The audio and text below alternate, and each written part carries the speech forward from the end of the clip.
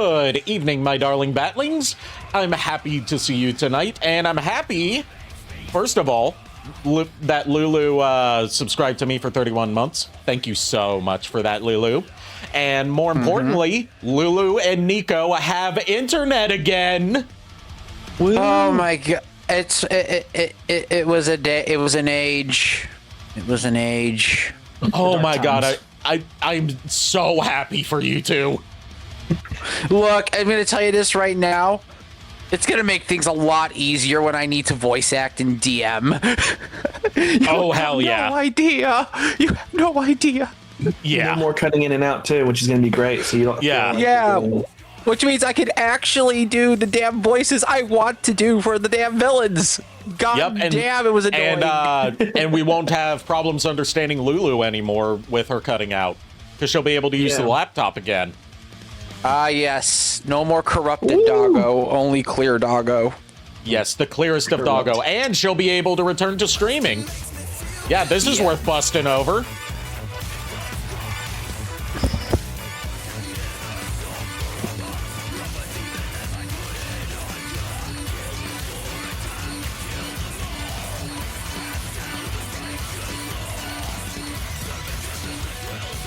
That was definitely worth busting over, Lulu.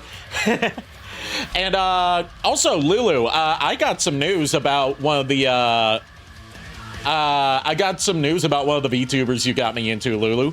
If you've ever heard of the idle game dating sim Crush, they just announced that they're adding Lumi from Merryweather's group as a new character in there, and she'll be voicing herself. Oh gosh. So I'm going to be getting back into Crush just to do virtual idle game dates with Lumi and romance her, because there's no way I'd be able to win her over in real life. I'd be too nervous. Yeah. Also, you know, she lives in Finland and I don't. I think I've seen that VTuber before. Yeah, she's a wolf girl, and she punctuates a lot of her sentences with a really cute ow. Yeah, I've heard of her before. Yeah, she's being added to Crush. I think she also gets drunk off of Pepsi. Pepsi Max specifically. Which is the Pepsi that has more caffeine. Oh gosh. Yes, as Lulu said, she's also very tall. Very tall, but she's a tall lady. I've heard. But tonight, instead of Bayonetta Origins, we are going to be taking another look at the recomp of Castlevania Symphony of the Night, because I did a bug report after the first stream I did of it, and they came out with a new update last night that they claim fixed the bugs that I reported. Oh, that's great. Yeah, one of the good reasons... Yep. Grab my controller. One of the reasons that it's good to have a GitHub account if you're like, you know, trying to test out stuff like this, so you can report bugs and see if they get fixed. And also, I just had a GitHub account because it was required to download some stuff. Yeah, I have a Hugging Face account because it's required to download certain things from my AI streamer. Yeah. Yeah, like voice banks and stuff, for example. Well, I'm using primarily just like learning language. Right. But yeah. Also, that Nico, so you know, that is the version of Devils Never Cry that I suggested we use for D&D, since it cuts off the like slow build at the beginning. Yeah, I'll have to like actually hear it when we update the playlist sometime this week. Yeah, I've got the I've already made an instrumental version of it. Okay. Oh my god. And we got some more peak music playing now. Oh yeah, damn straight. Like honestly, very peak. Peakest. Oh my god. I do want to say in your stream in a minute. Just let Nico talk first, but go ahead, Nick. No, I was gonna. No, you go first. It was something Digimon D&D related. I mean, my thing's just telling people that GameStop finally stopped scalping prices for Pokemon cards. If they want to go get it now while they can. About damn time. Yeah, Also, the ETBs hit 170, Nico. Yeah. They're now $99 each, and actually they're sold out of ETBs. I'm not surprised. I think you told us this last night. Yeah, but I didn't tell people exactly. Right, everything. You didn't say it on stream. You just told us in the call. Yeah, so the UPCs that were $700 are now $400, which isn't as bad. It's still tolerable. For a UPC that has 30 packs, they're $10 a pack, basically. And then you're guaranteed one what they call a classic pack that comes with classic cards automatically in it. So depending on what you get, you could be getting a really high value card, so it kind of balances out. With me, I just want the Charizard to get it graded and keep it in my Charizard collection. And the Lugia. Look, all I want is the Gardevoir mainly. The Lugia is just a bonus. Yeah, I think they said they had a Gardevoir in the common section. I thought there was a GX, but apparently it's not in that list unless it's not listed in that group. Look, my rules about Gardevoir, we accept all Gardevoirs in this house. Yes, you do not discriminate. You do not discriminate the Gardevoirs. I did pull the SIR Gardevoir from older set. That was the Gardevoir with the family. Oh yeah, that's the chase card I had to get rid of.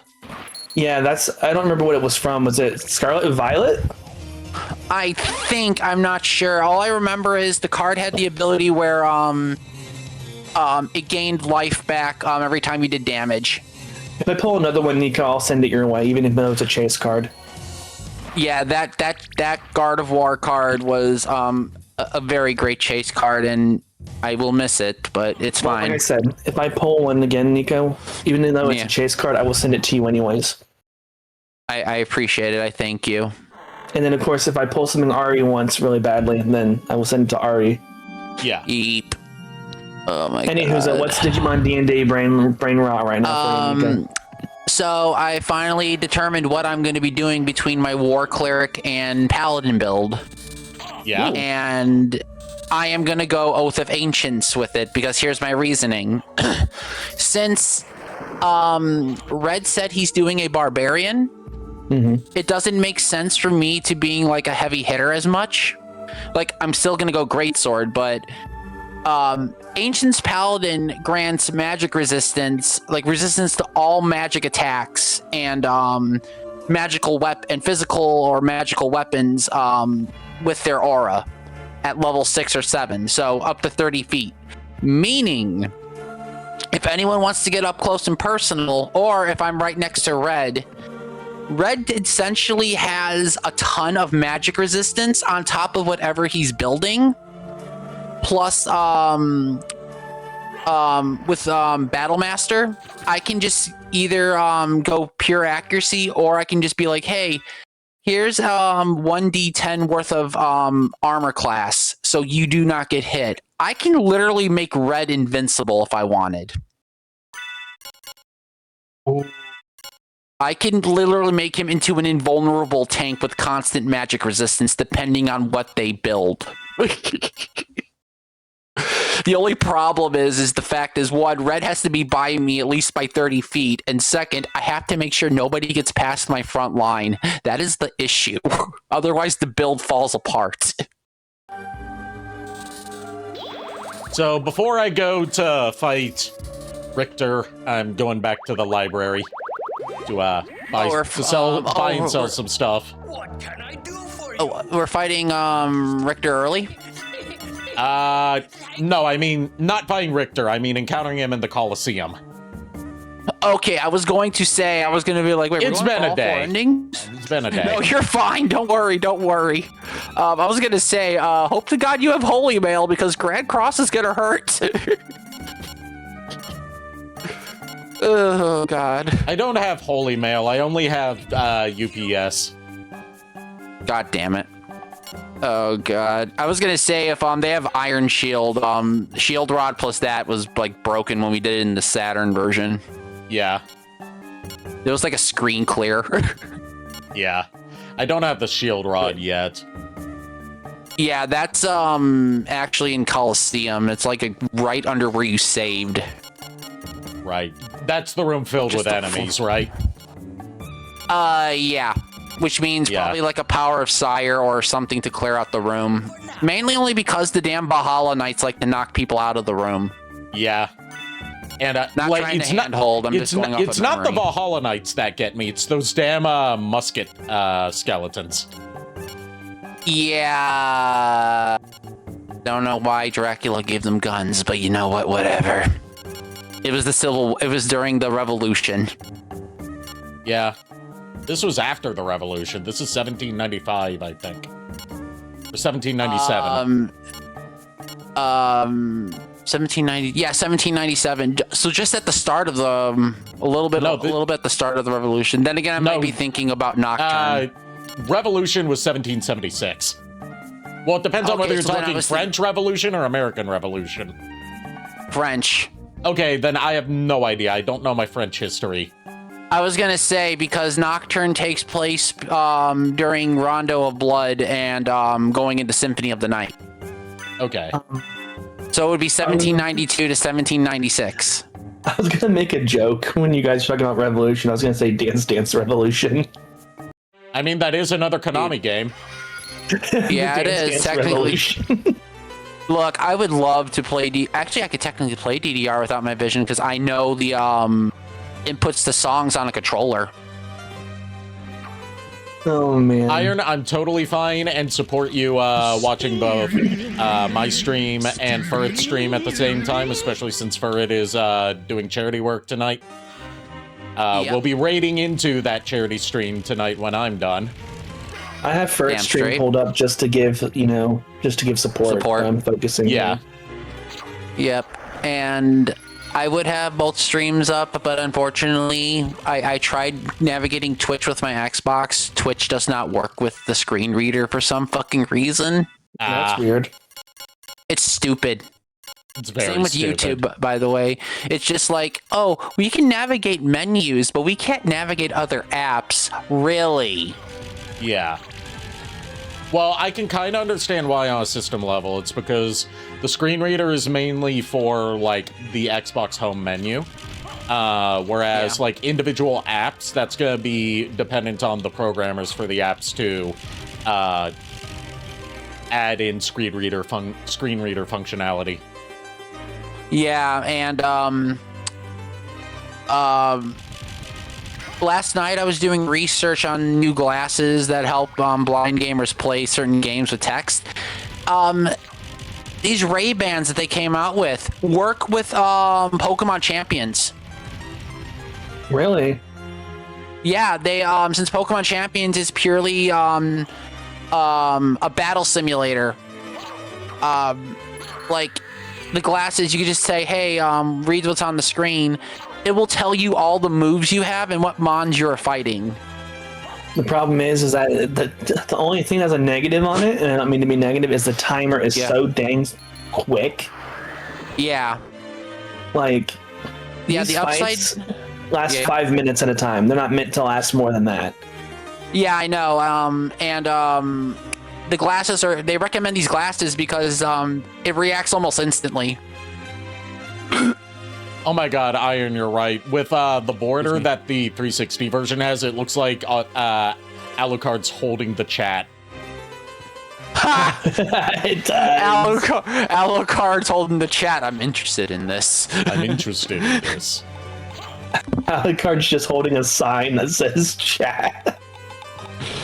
That would actually be a pretty good HUD for your stream. Yeah, it would. I just need to see if I can find, like, a clean rip of this background. Fair enough, yeah. I don't know how to rip it myself, because I don't know how to, like, extract images from game files. I haven't gotten that much into modding. Also, my new diabetic shoes came in today, and Good. I don't have any pressure on my callus anymore. I don't feel any pain. Good. I'm like, oh my god, this is what freedom feels like. So internet finally came back. I finally have relief on my feet, and I'm like, oh my god, this is what living is like. Can I just say, you also sound a lot less stressed and frazzled. Oh, you have no idea. Like I am I'm still happy for you. I'm still a little stressed out because 2026 for me was a bundle of nerves so far. Yeah. But again, everybody helping me out and supporting me and Lulu. And being a part of these streams, like it takes a lot off the edge, and I do appreciate everything everyone has done, from the artwork, which is by Temporary Wizard, and thanks to Furrit, JKR, and EBY for helping with that, as well as everyone actually naming the Gardevoir to be part of the Mad Science Division. I'm really blessed you guys helping us out. Like it's more than I could have asked. You deserve it for all that you've done for all of us. I try. I'm just standing here waiting for the secret elevator to kick in. Yeah. There we go. There it Takes is. its time. Yeah, it takes a bit. Now we've got the Jewel Knuckle and the Mirror Cuirass. Yep, so now you're immune to petrification, and Jewel Knuckle is pretty strong until you get something that is way stronger. Yeah. I could have gotten Which is this off earlier, Shield but Rod. oh well. Yeah. No, Silver to be Silverplate's Go ahead. better defense than Mirror Cuirass, but petrification immunity, which is going to be it's useful not for the much. clock tower. Yeah, I'm just gonna say it. Like the defense buff is not very much. It's just probably a few points higher, but the petrification resistance is more valuable. Also, Jewel Knuckle is stronger and faster than the Gladius I was using, so that's going to come in handy. Yeah, like I said, the shield rod does a lot more, but Jewel Knuckle's good to have. The only problem is you have to be up close. Yeah. Well, you kind of have to be up close with swords anyway. They don't have that much range. Not really, because with swords, it's you have a little bit more reach. With Alucard, you literally have to be pixel to pixel with people. Yeah. And that is a big risk if you're dealing with armored lords or knights that can actually bitch smack you.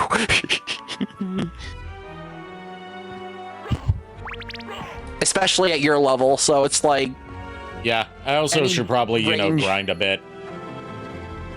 yeah, I mean, there's still the Royal Chapel spike ball you can grind off of. Yeah, I could do that. Plus, since you have Jewel Knuckle, it makes it quick. Yep. There's also, other areas that I haven't explored yet if I don't want to go straight to the Colosseum. Yeah, you have double jump, right? Yeah, I got double jump last time. Okay, double yeah, jump then was just the a matter last of thing we cleaning up. got before going to the Colosseum, saving, then getting my ass kicked, and then stopping stream. Yeah, we didn't expect to start Symphony of the Night, but then we just oh, we beat Lament. Yeah. I was like, And I'm excited I figured based on what you said that we would probably beat Lament with plenty of time left over. We did. It's just a matter of death being a butt. Yeah. Oh gosh, that plant thing looks like Birdo to me now all of a sudden.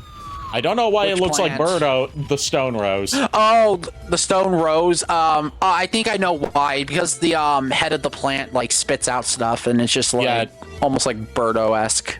I mean, it's supposed to be like Audrey 2. Yeah. And then there's some sort of chimera thing with the body being Yeah, the opposite of what I expect. Diplocephalus. Yeah, I kind of Yeah. expected the opposite.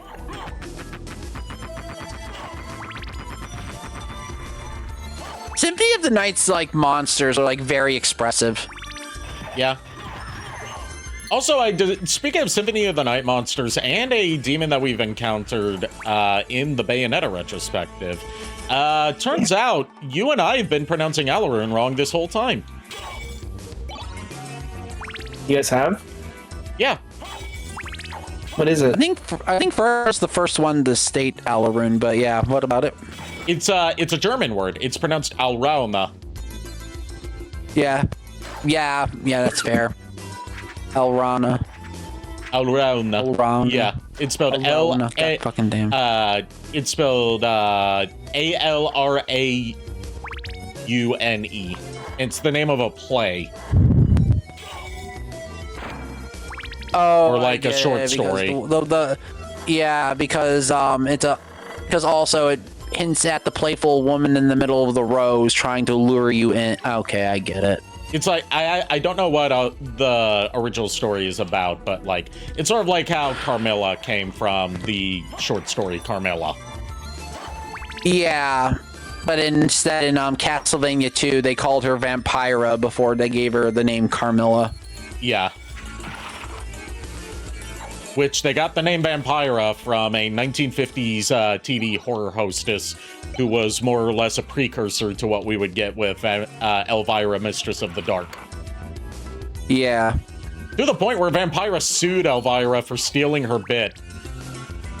Ha, wow. I'm pretty sure they settled out of court. Probably. Oh, God. I'm going to say this right now. If you somehow drop a rune sword from the dodo at all, I'm going to laugh because that's a low-ass drop rate. Are you going to laugh if I get when we get to the reverse castle, if I get Crusaegrim off of like one of the first shmoos that I kill? If you do, I will laugh because like even with dual rings of arcane, it makes it faster, but not by much. Luckily, shmoos die in like one hit, so it's just like I'm looking at all the 99 stacks of ramen that I have in my inventory, and I'm like, God damn it, I got too much noodles. We're taking a brief detour to the underground caverns. Okay. I mean, it would be a wise idea. At least, we can get the, actually, I think we can get the, holy, symbol to make us immune to water. Yeah, we can get the holy snorkel. That should probably be a good thing we should get first. Yeah. And, you know, holy snorkel. So we can also get, there's a heart max up right there. Plenty of stuff we can grab down here, even though we don't have all the abilities we need for fully exploring this place. Yeah. Also, we could take out Scylla if we wanted. Yeah, I think you have to take out Scylla to get the holy snorkel. Like, not you get it from that, but like in that order.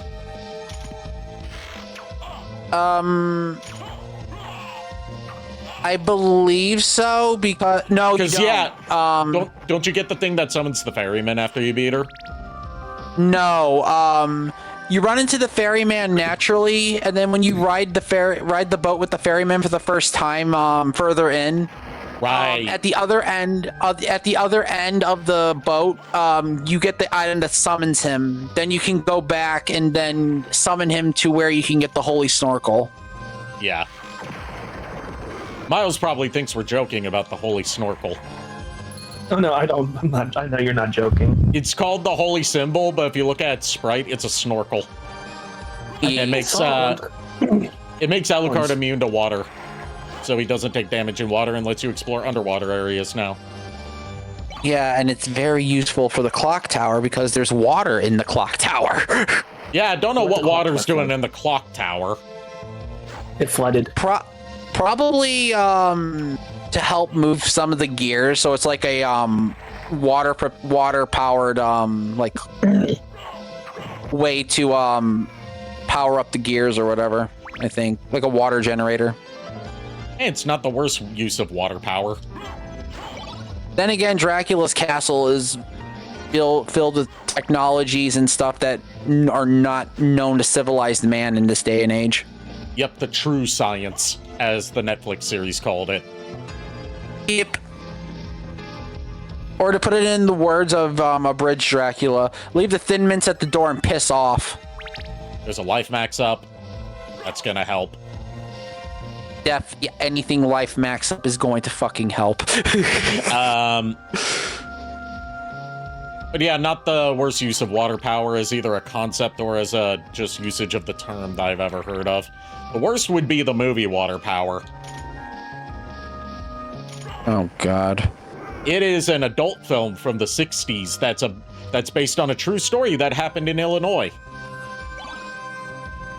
Oh. I'm not going to go into too much detail about it. I'm just going to tell you the name of the incident or the criminal that it's based on. Okay. The Illinois Enema Bandit. Okay, no more. Yeah, no more. No more. What? No more. No, don't worry about it, Miles. All I'm going to say is Google is your friend. However, I do not wish for you to taint your search history. Thank you, Nico. Do not taint your search history. You do not need to know. Yeah, I don't want people looking through my search history again like the last time Ari said You I don't should get my want people search looking through your search history thinking that you're looking up enema stuff to satiate your Yeah. curiosity. Yeah. Like basically, don't he wish would that. he would rob houses and give the people that own them enemas by force. That's all. Oh my gosh, that's creepy. Yeah, as heck. yeah, that's creepy as fuck. Yeah. There's a I song think that's about it. Yeah, I think that's actually considered. Oh God, no! I don't want him. No. Yes, no. it is, We're for the done off with record. this topic. Yeah, we're done with this topic. Yeah. So, yeah, we're Yeah. done with this topic. Illinois is an interesting place, is all I'm gonna say. Yeah, Illinois is definitely an interesting place. I should know. I lived here all my life. Also, speaking of Illinois, there was a clip I saw recently from Narissa Ravencroft from Hololive where she said Chicago is the one place that she doesn't like going to because it's the only place that she's ever been to in the world where she frequently gets catcalled. Oh yeah, I can imagine that. Oh God, yeah.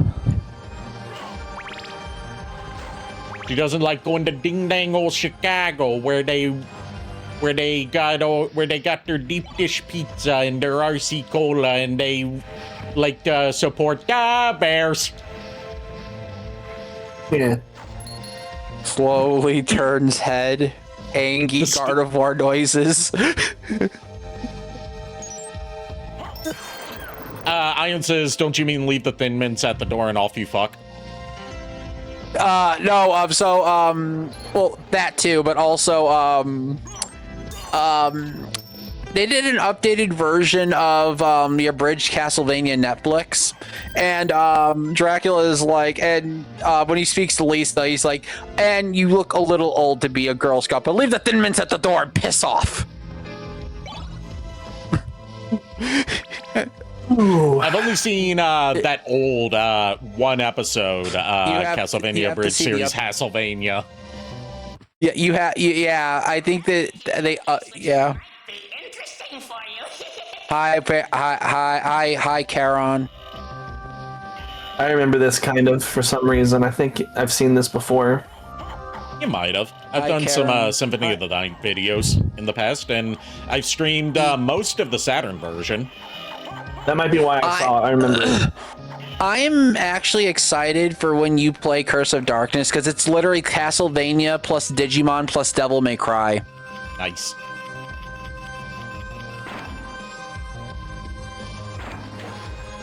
Using all three into one game. Also, I got some more details on just how fucked up the development of Devil May Cry 2 was. That goes to explain why it's so notoriously shit by Devil May Cry standards. Oh?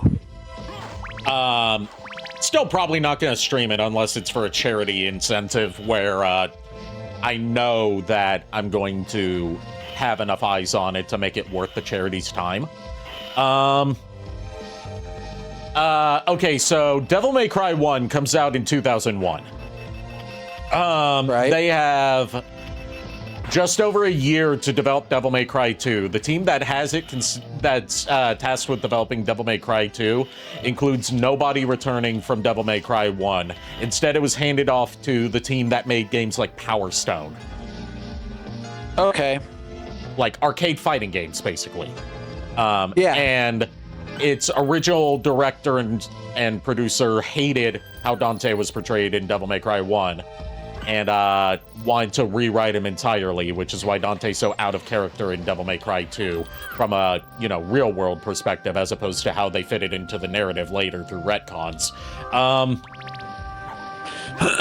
Like, he's very dry and very serious, and he has this gimmick of, like, he tosses a coin to see whether he agrees to help people or not, like he's Two-Face or something, but a good guy. Yeah. And then, like, plot twist at the end is that it's a two-sided coin. He was always going to help. Oh. Like, the game feels very barren. The world is very, just, like, a lot of wide open areas, so it's not as cramped as Devil May Cry 1. But there's, like, nothing in them and barely any enemies to fight. And your guns are overpowered to the point that you would never want to use swords. Yeah, you mentioned that, and that kind of like defeats the purpose of even like having multiple fighting styles anyway. You don't even have multiple fighting styles. They're all just swords, and they all have the same combos. Yeah, but despite that, you have guns or swords, a choice and between you just stick to your guns. Yeah, and there's no reason to use any guns but the pistols because they already have an insanely fast fire rate. Yeah, so it's like, what's the point of like having a choice to do any of it? But the reason that it's so fucked up is like they spent the first 9 months of development just kind of pissing around and not getting anything done. And it was to the point where there were only a few months left before release, and the only thing they had done, like, as far as gameplay animation, was they had Dante's, like, forward thrust stinger move done, and nothing else that he could even do, not even basic slashes. So... Okay. Capcom takes the original director off the project, hands it to an up-and-coming director named Hideaki Itsuno, who would go on to shepherd the series into the modern day until he quit Capcom either this year or last year. He's also responsible for the Dragon's Dogma series. Yeah, I played Dragon's Dogma. In fact, the whole reason they stayed at Capcom for so long, even though he wanted to quit for a while, was just so he could get a Dragon's Dogma 2 and a Devil May Cry 5 out, and then he would be happy to leave after that, just feeling like his work was done. Yeah. But he saw the project, saw that there was no way that he was going to be able to salvage this into a good game, and he had 4 months to salvage basically nothing being completed into a functional game with 2 playable characters with their own campaigns and a 3rd playable character that you unlock afterwards. Yikes. And he agreed to do it under the condition that he be given the director's chair for Devil May Cry 3 from the start. So he isn't known as the guy that directed Devil May Cry 2, the worst game in the series. Oh, God. So, it's a miracle that Devil May Cry 2 turned out as, like, technically functional as it is, even if it's very sloppy. Like, it's not a glitchy game, which is a miracle, but, like, they did all of that in 4 months. Yeah. Oh, which in game development time for that era is absurdly fast. Yeah, and yeah, because an example of that was how Scott Howard Warshaw did ET in like 6 months because it wasn't even 6 months, it was 5 weeks. Oh, 5 weeks, sorry. Yeah, 5 weeks. Five weeks. Yeah, sorry. I haven't seen High Score in a long while on Netflix. It's okay. So like, it's just that's a bit that lives in my brain just as like an accomplishment of like ET. Yeah, it's like not the greatest game ever made, but like it's perfectly functional. It's just like very cryptic. You need the manual to play it. Also, the fact that I felt like it would have been better if it had more time, but unfortunately, Spielberg was like, yeah, we need this in like 5 weeks. Well, it was Atari that wanted it out as their big Christmas title. Yeah, but Spielberg was the one that like discussed what he wanted for the ET game, even though Warshaw gave his own ideas. Yeah, nowadays, if you talk to Warshaw about it, he says that like he got a bit too ambitious with ET, given that he was also known for some other ambitious Atari titles like Yar's Revenge and Raiders of the Lost Ark. And he says nowadays, if he were to make like a licensed ET game for Atari 2600 from scratch again, he would just make it a Pac-Man clone. Yeah, I mean, that's originally what it was going to be. Yeah. He's like, I should have just made it a Pac-Man clone. But at the same time, he's happy that he has this legacy tied to him, even if it's for, you know, allegedly the worst game of all time. I would not call it the worst game of all time. Even for the era it came out in. It's just more so it was the straw that broke the camel's back. Yeah, basically, he had one of the best games of all time and one of the worst games of all time. He had both spectrums. Yeah, and that's what he's proud of, because he's known for both. Yeah. But as far as worst games of all time, from a pure value perspective, I would say Action 52 is probably the worst. Yeah, because it's just like a bunch of games that barely work at all or even do work at all. Yeah, and it was $200. And it made your NES smell like burning plastic. Yep, because they used really cheap components when making the cartridges, and they used the old voltage spike method of bypassing the lockout chip. Yep. Oh no, not this pop. I'm mad now. What pop? What happened? So, Funko's now doing more Grails. They're Okay. Funko booth exclusives. Oh. Okay. And it just so happened to be one of the Funkos I've been waiting for frickin' years. And it's finally released it. So Persona 5 finally is releasing more of the Phantom Thieves. And it's Violet. Okay. Oh. She's limited to 750 units. Excuse me. So Gotta love that artificial scarcity. Yeah. so I'm probably gonna have to sell the Chaos Pop on eBay because I can make about 700 off of it, maybe. How much is the pop that you're going? It's going. How much is the pop that you're looking? Violet right now on pre-sale, just as a thing. If it were to be pre-sale, is like 475.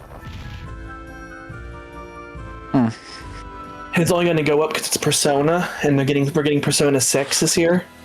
Yeah. Yeah, and plus Persona is very popular. So Yeah, Plus, we're also getting. it would make sense. Plus, we're also getting that Persona 4 remake. Yeah. I have a feeling they're going to do Persona 4 pops soon too. They're definitely going to. I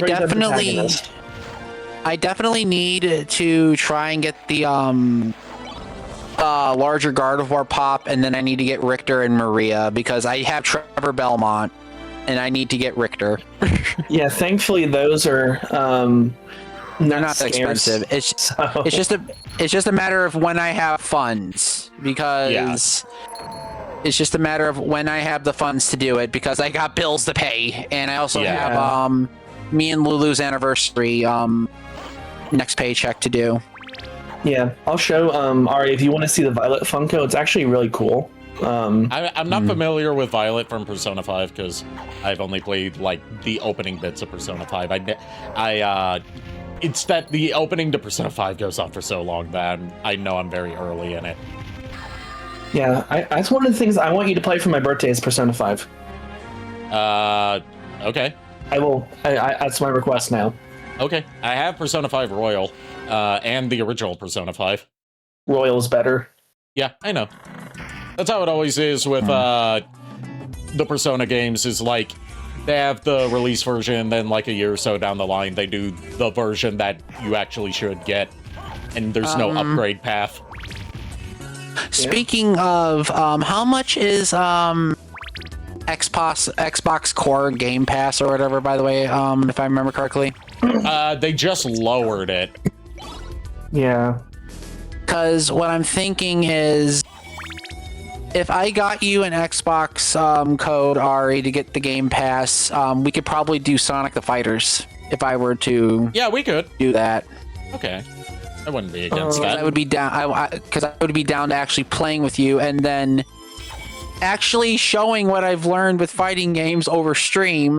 Plus, I could probably, we could show off some stuff for Sonic since we've been doing a lot of Sonic stuff. So you're talking about Game Pass just as an end, like are you talking about just like essential?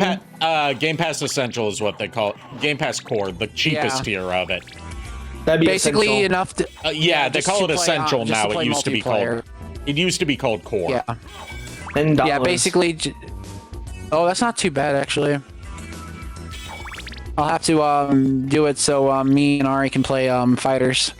Yeah. That'd be funny to watch. Ari's just gonna straight up kick my ass, okay? Okay, to be fair, I'm not using Jim Carrey. I'm not that much of a dick. It doesn't matter because we can't use Jim Carrey or Metal Sonic in online multiplayer. That's only local. Right. Also, like you say I'm gonna kick your ass. I've seen how good you are at Sonic the Fighters. I am not experienced. I fought the computer, not another player, buddy. That is a completely different scenario. I have never played another human in Sonic the Fighters. Well, then you know what? It's gonna be a first time for the both of us. Yeah, it's gonna be. I'd say like you obviously have the handicap of your blindness, but you're also. Like, you've got good spatial awareness despite that when it comes to Sonic the Fighters. Well, here's the thing. I got the handicap of blindness, but here's the thing, and this is what I despise. Derp does the exact same thing when I play her in Soul Calibur 6. She's like, look, if I win, I'm going to just use the excuse of bullying a blind person and being cheap, and if you win, I just suck. I'm like, that's not it at all. You fight me like I'm your own opponent. I don't like being. I'm not gonna go easy on you. Oh, you better fucking look. Here's the thing: if I'm getting my ass kicked on stream, I want people to see it. Yeah, I'm not gonna go easy on you. It would. I respect you too much to go easy on you. Yeah, because that is the one thing I hate from people, especially when I played Smash Brothers, even when I had my vision. If people go easy on me. I'm not happy about it. Like, if you're gonna fight me, you better be ready to kick my ass, or I'm not gonna tolerate it. Sorry, it's not a victory. Like, I'll go easy on, like, a kid relative, for example, if I'm playing, like, a party game. But, like, playing against, grown adults, I don't go easy on them just because, like, whatever reason.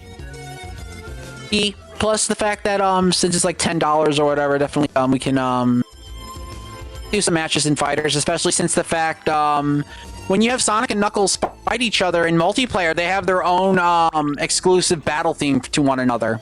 Oh, cool! Didn't know that. So it's like a more intense battle theme, more intense than actually. Oh no, the battle theme for it is basically the theme when you fight Dr. Eggman in arcade mode. Okay. Like it plays that for them. Don't you mean Dr. Robotonic? AKA Jim Carrey, AKA just spam X to win. Picking up the Alucard stuff now. Mostly because, there's the heart upgrade up there. Yep, also the fact equipping all 3 pieces of equipment give you plus 50 to your luck. Yeah. Even though, shit stats otherwise. I just realized something. Yeah. I was looking at the thing I sent you, Ari, before stream with what the celebration set has. Yeah. The Charizard and the Celebi are commons. Oh. That is so weird. It says Star C. I think they're commons. What Zard is it? Base set. Oh. I guess they want people to actually be able to get their hands on it if they're spending that much on it. Even that Jirachi, I think, could be either a rare or it could be a base or it could be a common.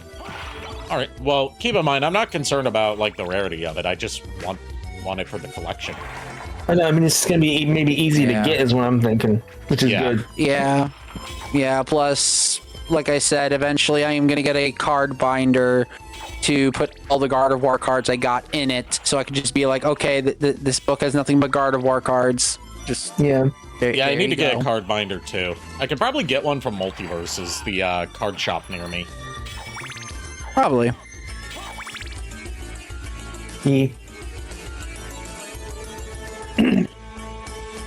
Not Multiverses, Multiverse.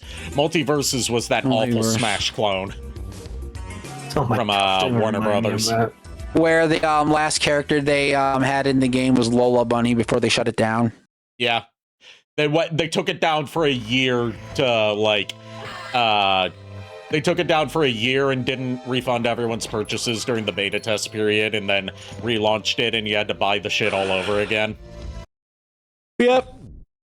You know, as Warner Brothers do. Yeah. And you had LeBron James, but they were too cheap to get the voice of LeBron James, so they hired an impersonator. Yeah. I just find that funnier. Playing as a specific celebrity, but he doesn't have the celebrity's voice.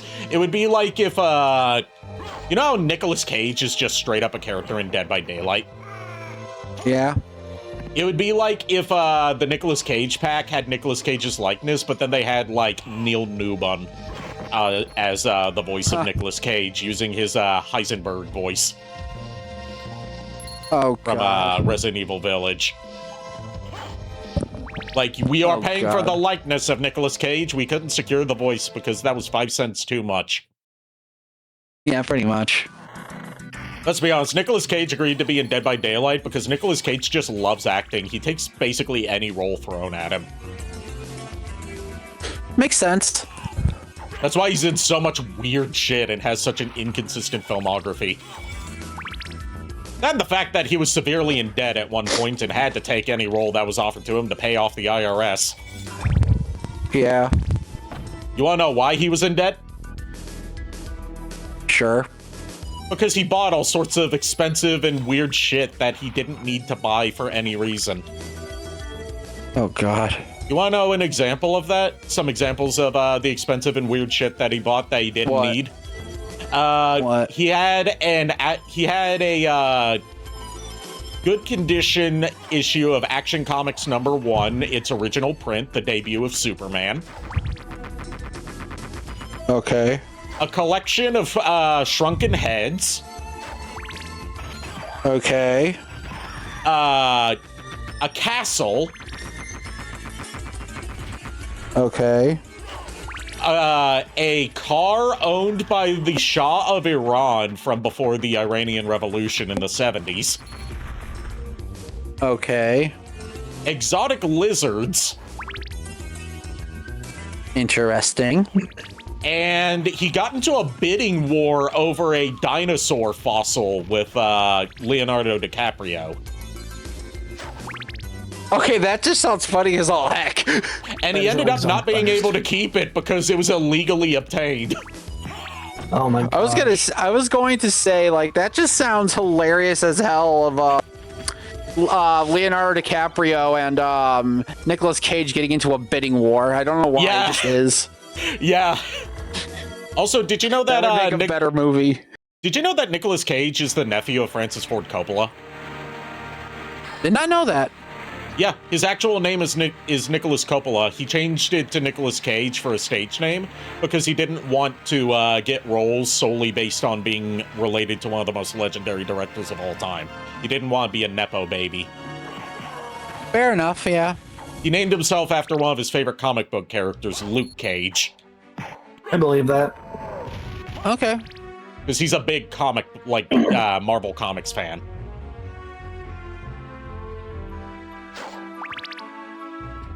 Just like how Mark Hamill is a big fan of EC Comics, the company that made the original Tales from the Crypt comics back in the 50s. Ooh.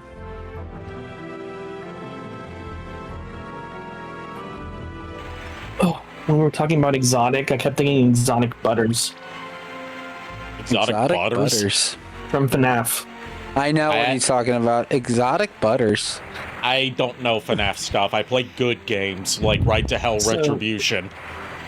The thing is like in sister location. Was it sister location, Nico? I think. It's sister location that has exotic butters. Yes. Yeah. So they give you a parting gift when they like say you've been let go because of something happening or something, and they give you a basket of exotic butters. Yeah, just so you can have it for your popcorn, and then it's just like, what the fuck? I'm just going to say this may be my specific kind of brain rot, but when you were talking about exotic butters, I thought you were talking about like an exotic butters from South Park. I thought you were going to go down that territory. Oh my god. Mostly because enough. it's not often that I hear the word butter pluralized like that. Yeah, I know. Oh my god. I've known you long enough to already know where your brain will go.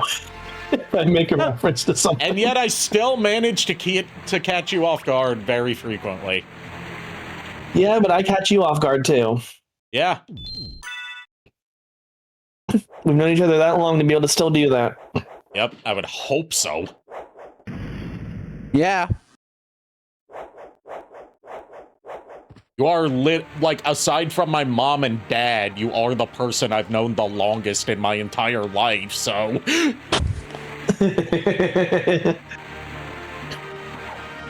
That's true, yeah. I've known you longer than I've known my own sister. Mostly because my sister was born when I was 14. That's crazy though, right? Yep.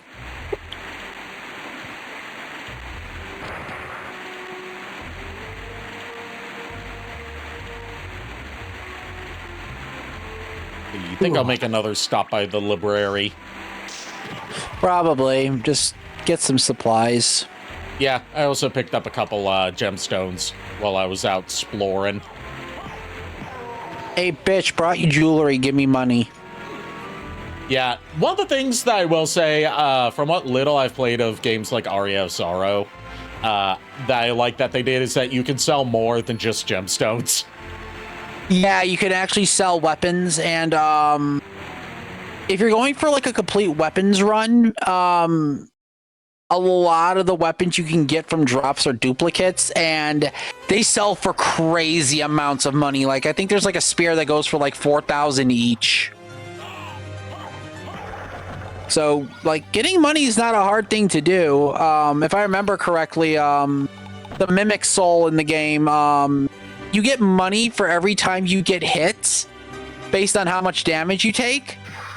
There's a save room near a spike pit where you could equip that soul, go on the spikes, get hit rapidly, jump back into the save room, heal, wash, rinse, and repeat. Infinite money. Oh my lord. It's broken. Like, it is stupidly broken. And they carried that spirit into Bloodstained Ritual of the Night. Yep. And, Bloodstained's gonna be like my big send-off to the Metroidvania part of my Castlevania retrospective. Yeah, definitely. Because sure, it's legally not Castlevania, but it is Castlevania. There is one Castlevania game. There is one Castlevania game I'm just not happy with, and I wish it did better. And that was Grimoire of Souls. Like, yeah, the story and everything looked really good. My only gripe, it's gacha. It's literally, you cannot get stronger unless you roll for better weapons, and powering up the vampire killer just solely based on, hey, you need to get like 9 of these whips at the same time and then sacrifice all of them just to get stronger. I'm like, no, I don't know. Do not put gacha in my Castlevania, please. My problem with it, other than it being gacha, is it's an Apple Arcade exclusive. Yeah, I had to download a separate app to play it on Android. Yeah, that was during the that was like during the beta test part where it was even available on Android. Well, no, I downloaded it off of Apple Arcade through my Android through a different app. I think it was called Coop or something. QQ. Oh, that one. Yeah, or something. I know what app you're talking about because I used that to get to try out Mega Man X Dive before there was a global version. Yeah, and at the time, they were still developing the story, and yes, I was the one who also dropped money on Castlevania, on Simon's Castlevania Chronicles outfit, because that design is peak. Fight me on that. Yep. But the one thing that was weird to me in that also was they did summer outfits for only Simon and Maria. You. Like adult And it Maria was- or kid Maria? It's Kid Maria. Then again, Ew. the Kid Maria was playable. The adult Maria was a support. And I'm like, and do you know how many people played Kid Maria in a swimsuit? Ew. That was almost everybody I ran into in the game. It's making was me the one think of playing Chrono- they did a similar thing in Mega Man Cross Dive with the summer outfits, where they gave summer outfits but only to the female characters, and Roll was one of them. So you get like a one-piece school swimsuit for Roll, as in like classic series kid Roll. Yeah. Oh gosh. And the other, But like Go it ahead. did give us a peak swimsuit design for my girl Layer. yeah. And the other thing I have a problem with, when they released Soma Cruz as Dracula as one of the bosses, he was unkillable. Because at the time, the weapons in the game, the difficulty for the mission exceeded the weapon power you can get. Oh, So you are literally just like, it would take like at least hours to try and kill Soma, and it was just like, okay, I'm starting to lose interest, because it's like, it's like, I like the story. I like how they implemented Bram Stoker Dracula characters into the thing. Like they had Dr. Seward as one of the scientists of the church working with Genya. Lucy Westrina was working with Genya. They turned Mina, Jonathan Harker's love interest, into a villain. And the whole story behind it was her name was, she found a book based around the legendary hunters of the Belmont clan and all who fought alongside them. Her goal was to erase them from the pages of history by intervening in critical points in their lives, to where they would try to end them. It was an interesting concept. It's just, I wish the gameplay was a lot better. Well, not the gameplay, but more so like the method of getting stronger, shall we say. yeah. That's what saddens me, because I loved Castlevania Harmony of Despair for Xbox. Multiplayer Vania is fun.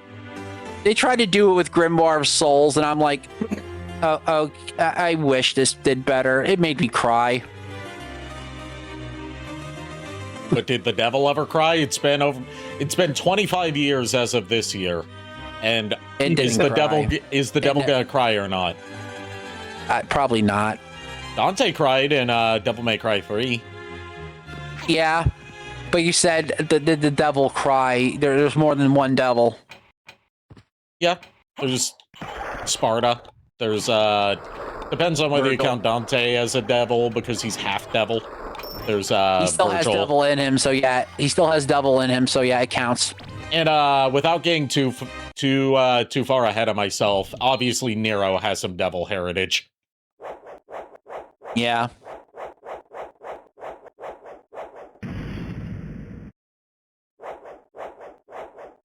And there's also Mundus. Mundus is still technically out there. You just never see him again. Oh God. Like, the closest we get to seeing Mundus again is they do a different version of Mundus in the reboot. I remember the reboot. Okay. Mundus. Like, he's a more active player in the story in the reboot, which I can give it credit for, because Mundus is just kind of not really a figure in the plot of Devil May Cry 1. He's more so behind the scenes until you meet him face to face. Yeah. So he's like more actively engaged in the goings on in the reboot, but he's also like just a much lamer. Like, he's not like, you know, the Demon King that, like, he is a Demon King, but like He doesn't act like it. he does act like a Demon King. It's just like they're trying to go for a lot of like socio-political commentary in the DMC reboot.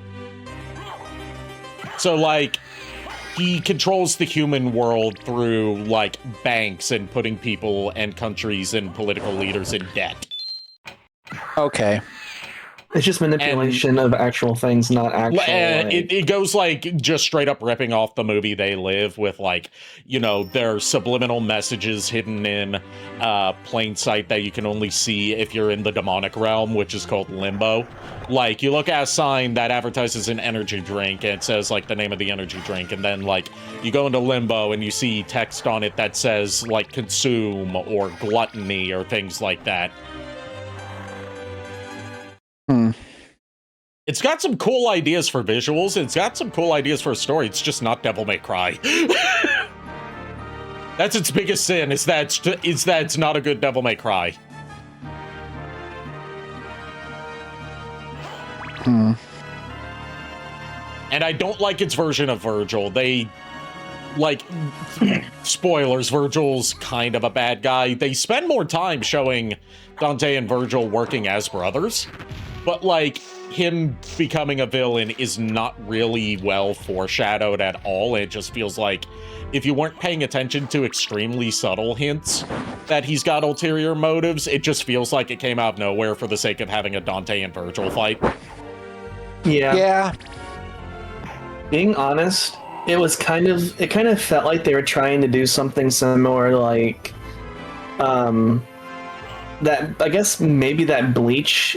I don't know about either was Bleach or Naruto, where they had like characters be like coming off as like, oh yeah, we're teammates, blah blah blah, and then just switch sides like that, like with no real. I don't know what you're talking about, but sure. Look, I'm sorry. Well, I think it's a little bit of both. But because I stopped watching Naruto a long time ago, and I never really got into Bleach. Just generalizing it quickly, it's kind of like when they made Sasuke go from being like, I took a bullet for you. Sasuke going back and forth between I'm a good guy and I'm a bad guy, just for the sake of drama. Yeah, basically, yeah. Yeah. I hate that. Look, I just watched up to the last movie and Shippuden, and then when Boruto happened, I was like, yeah, no, I'm done. You want to know something stupid that I heard from Team 4-Star that is technically correct, and that makes it even better? What?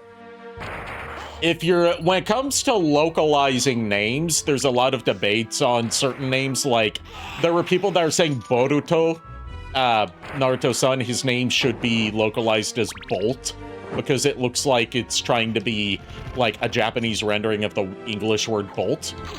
Because Boruto is not really a common Japanese name.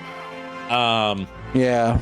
So technically you could Romanize, it's called, which is when you're rendering Japanese into, Latin alphabet. You could Romanize as Bolt, but by that same metric, you could Romanize Naruto as Nart.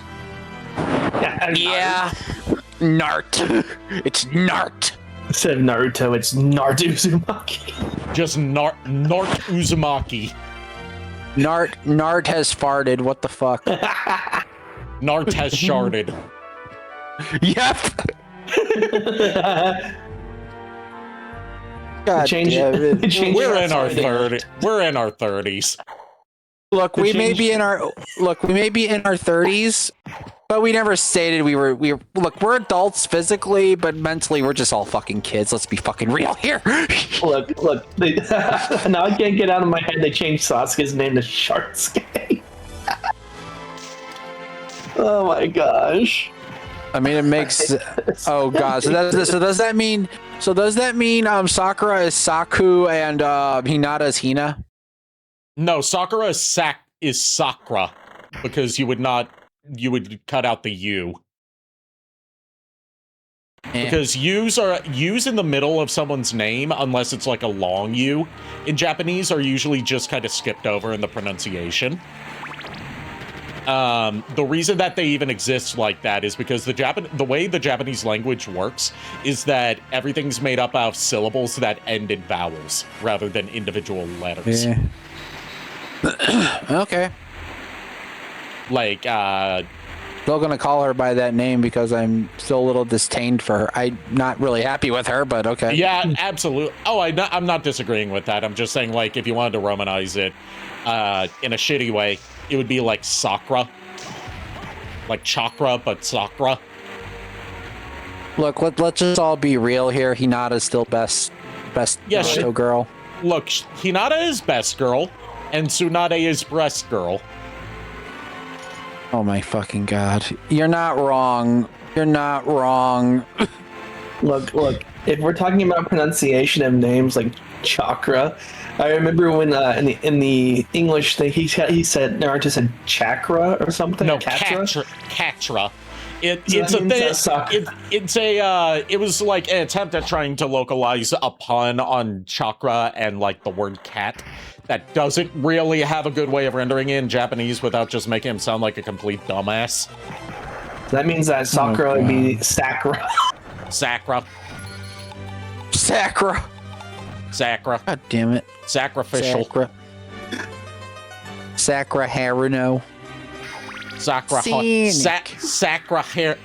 Harno. Yeah. Oh my gosh, what have we turned into? Sakura and Sonic. Panic. You want to know a weird promotion that Sonic Team did for Sonic Forces exclusively in Japan? That goes to show like that they just don't know how to market Sonic in Japan. Yeah. To promote Sonic Forces in Japan, which, you know, Sonic never sells well in Japan, so this was money wasted. They did a partnership with the Japanese branch of Hooters. What? I'm not joking. Seriously? Yeah, that actually happened. Look, you can find images of Hooters. You can find images of one of the official Sonic mascot costumes in a group photo with a bunch of Japanese Hooters waitresses. I'm sure the person in the mascot costume was like, okay, well, best day ever for me. Like, yes, how do we advertise our kid-friendly game? Hooters. It's a family restaurant. Oh, God. I've never been to one, but all I heard, the wings are crap and people stay for the show. That is literally it. Yeah, I've been to Hooters before, because, like, the first date I went on with my second girlfriend, who was, like, a long-distance girlfriend, but we would meet up at an annual convention. This was her idea. She wanted to go to Hooters so she could gawk at the waitresses. Wow. I went once a long time ago. I think it was on my 16th birthday because my parents were like, "You need to see this once," and I was still friends with with Neil back then, so we both went because it was our birthdays around the same time. I remember that they nearly got my head smacked into a ceiling fan. Oh, God. Dare I ask how? So what happened was this. So back then, they you know, for birthdays, they would do really ridiculous things. One of them was, and my friend and my mom made me do this, which is really surprising. They put balloons up on your, like, chest and pop them. I don't know why they did this, but they make you stand on a stool. And it just so happened one person put the chair or stool too close to a ceiling fan and nearly got my head hit. Oh. Oh, God.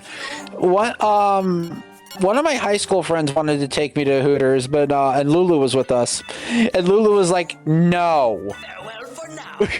Literally straight up the first time, my friend, asked me, he was just like, hey, you want to go to Hooters? And Lulu was like, no. And I'm like, I'm good. No, I'm good. You want to know a restaurant I want to go to solely because of its name, and I only know it exists because of Scott the Woz? What? It was this restaurant that they went to in one of their the worst year ever videos, where they were just so bored with the game that they decided to go get food at a local restaurant called Frickers. Oh, God. Is that legit is a thing, right? Yes, it is an actual restaurant. Then the rest of the video is just like a slideshow of photos from when they went to Frickers. I was gonna say, if that's the case, I'll definitely join you on that venture. I'll definitely join you. It's like one of those sports bar type places, and like it was set to the second most famous Rick Astley song. Whenever you. God, I can't remember what it's called. It's like Whenever You Need Me. So they technically rickrolled the audience, but not with Never Gonna Give You Up. Oh God. But yes, the song of a certain cat girl VTuber. yeah. And it was a song that, like, every time there was a karaoke stream, Kiryu Coco would sing it. Oh, Whenever You Need Somebody? No, Never Gonna Give You Up. No, I mean the other one you were talking Oh, the about. other song, yeah, Whenever You Need Somebody. I think it was that one, or it might have been another one of his hits. People think of Rick Astley as a one-hit wonder, but no, he had like 2 or 3. His second most popular song was Together Forever.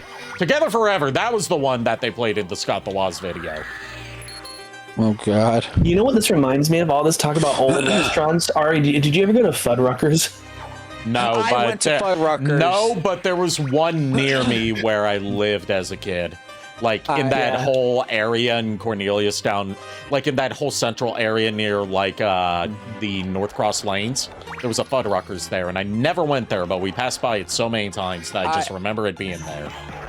Yeah. I remember going there, and funnily enough, that is how my mom met my current dad. Oh my gosh, that's cool. Yeah, and like I knew exactly, like, yeah, I like him. He's good. And my mom was like, yeah, she knew she had to marry him then and there. That was also the same year that my dad did not have to do this, but he managed to get me and my brothers a GameCube for Christmas on release day. Oh, that's cool. And I'm like, we felt bad because it was like, what about, they're like, oh no, don't worry about it. And I'm like, okay. Miss Mandy Lynn said that she's been to Hooters once the food was shit. Look, all I'll say about my trip to Hooters, other than like it being my first date with that girlfriend, was before I even got the food, I had only had their sweet tea. I had to go to the bathroom to throw up. Ew. Basically, it's just, again, like, you go for the show, you stay for the show and go for the food, and the food is not even that good. I wasn't even paying attention to, like, you know, all the scantily clad women. I was just focused on my girlfriend. I was trying to prove to her that, you know, I ain't gonna be gawking at other girls. Then it turns out that she was seeing the guy that introduced us behind both of our backs.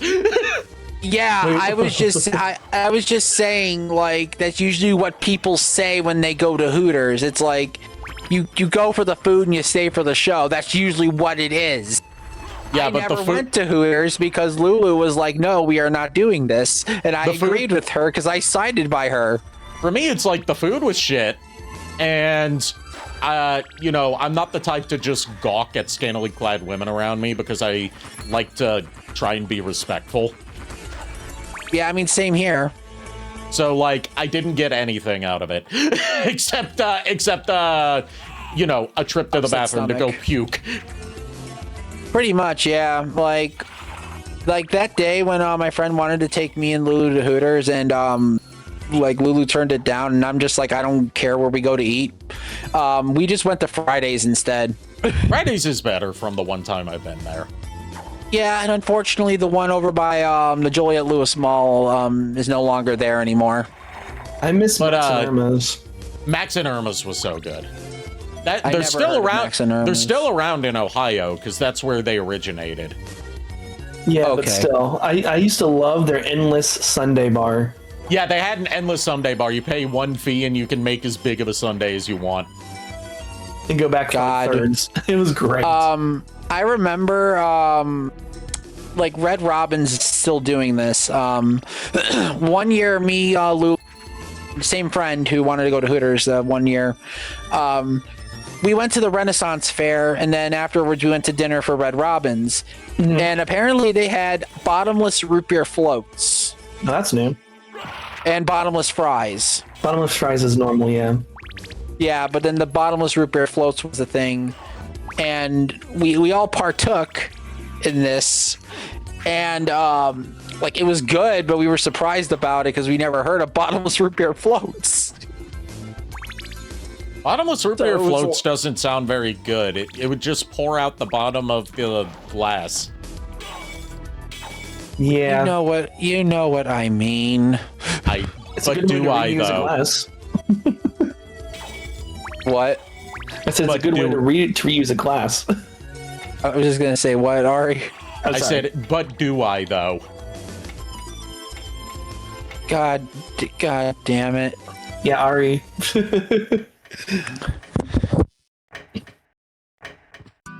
Mostly because I've only been to Red Robin like twice in my life, because I've just never lived near a Red Robin. I've been a few times because there was one near my parents' restaurant. Their fries are good, honestly. They're actually pretty decent. If you ever come down to my neck of the woods, Nico, I know a couple places that I'm taking you to. As far as like restaurants, not counting like fast food places, because we do have some fast food stuff down here that's pretty damn good. We got tons of Bojangles. We got I know Bojangles is starting to move up into the Illinois area, but we got a lot of them down here. We got Cookout. I was going to say, when you, JKR, and when you and Miles come out to visit me, JKR, and Lulu, I need to take you guys to Osaka, Japan. Yep. Restaurant. Oh, we have one here. I haven't been to a Japanese place in over a decade. I'm just saying, like, because me and Lulu frequent that. We have an Osaka's down the road from me. I think it's the same one. Hold on. The Japanese place of choice for my family was Kabuto's. I remember. Yeah, I remember that too. Is it called Osaka's or Osaka, Japan? Osaka, Japan. Yeah, we have a place called Osaka Japanese and Chinese restaurant. Yeah, the one we have is like a buffet, a Japanese like and Chinese buffet thing. Oh, so we don't have those. We have one actually in Charlotte now. Yeah. But it's not even called anything. So it used to be Tokyo Buffet, I think, or something along the lines like that. Yeah. Okay. Yeah, But then they got in trouble. Yeah, the one we have here has hibachi and endless sushi. So the one we had got in trouble because of people got caught cutting onions in near the garbage. Okay. So someone bought it, but didn't change the theme, but changed the name to River Buffet and Grill. Oh. And it still has Chinese food and Japanese hibachi and sushi. So it's like Chinese and Japanese buffet and hibachi, but they don't give it an appropriately Asian sounding name. Yeah, and it's endless. As buffets tend to be. Yep. So it's the best. We used to go there when we went to UNCC, my old friend and I. Yeah, I'm not gonna lie, I'm weak for shrimp tempura sushi and steak and like steak, shrimp, and noodle hibachi. Bro, they have the best sesame chicken. They have like crab. They have like this crab rangoon that's not even like in like. It's like cheesy crab. Ooh, God, I'm getting hungry. I'm getting hungry now. I did this to myself. I did this to myself. To think that this all started from me talking about Sonic and Hooters. that apparently apparently Sonic the Hedgehog plus Hooters led to Japanese smoke. Thinking about something else now, we're about to get in Charlotte Akura Sushi. Ooh. And they just did today or like this year, and I'm mad because it's not going to be in Charlotte because it's not open yet. Honkai Star Rail collab. I was so cool. mad. Oh God. They're about to release 2 new characters. Actually, they're releasing Robin again. I don't know if she's like a singer idol, and they're doing a swimsuit variation. Okay.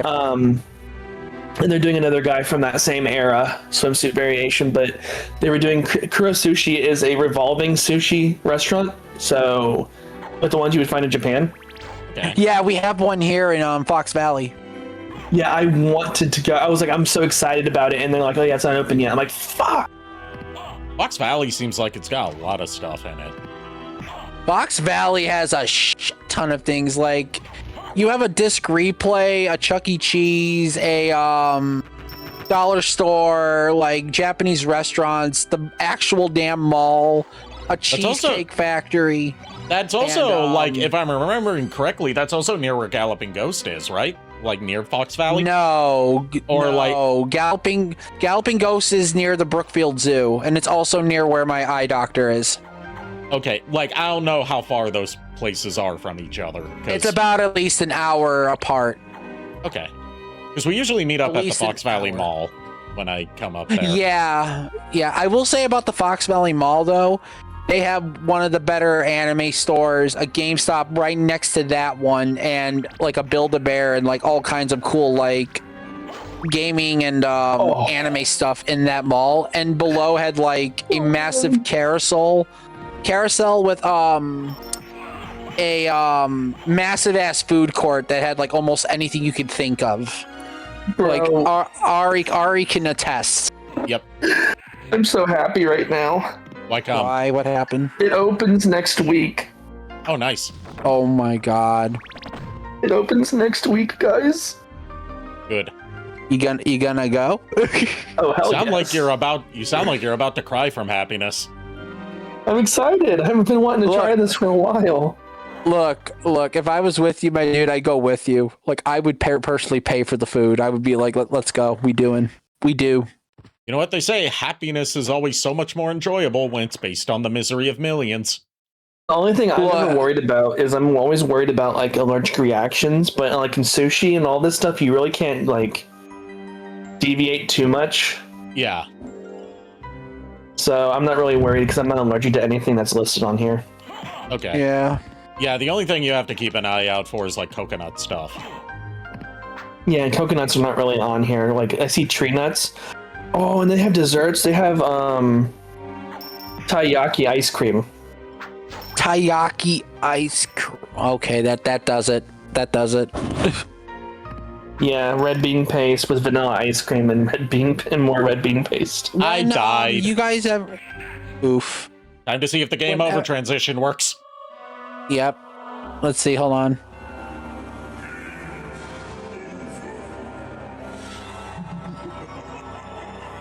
Yeah. Laugh it up. Laugh it up. Let's see. Yes, it does work. Holy fuck. They fixed one of the bugs I reported. But no, definitely whenever you guys are out here, me and Lulu definitely have to we have to let you try some of the homemade chocolate chip taiyaki that Lulu makes. I need to just try taiyaki in general. There's no place to get it here. Like Lulu can give you a site to get taiyaki buy taiyaki. It's very cheap. With what money? Okay, fair. Oh, thank gosh. Also, shut up. Me too. I do not have tree nut allergies. Thank gosh. Yeah. Because I ate pistachios a lot. I would figure if you ate pistachios a lot, you wouldn't be allergic to them. Well, I figured out that coconut is not technically, it's classified as a tree fruit, but it's not, or tree, classified as what it is, but it's not. It's not a tree. It's not a tree nut. Yeah. It's a fruit. Yeah. Yeah. But apparently people who have tree nut allergies get triggered by coconut. So I was wondering, am I like tree nuts? But yeah, I'm excited. I want to try some taiyaki. Yeah, coconuts are not a tree nut really because good. they're not a nut. Yeah. They're fruit. But no, so now you're telling me that so for your next care package for Christmas, I'm gonna have to send you taiyaki. Okay, I got you. Yes, I am. I'm explicitly saying that. Yeah. So that's what you're telling Nico, me. Okay. You and Lulu and Ari have to come to Charlotte now. It's now required. We gotta go. We all gotta go to this sushi place. I've driven Damn through. straight. Okay, I'm not big on seafood. You know that.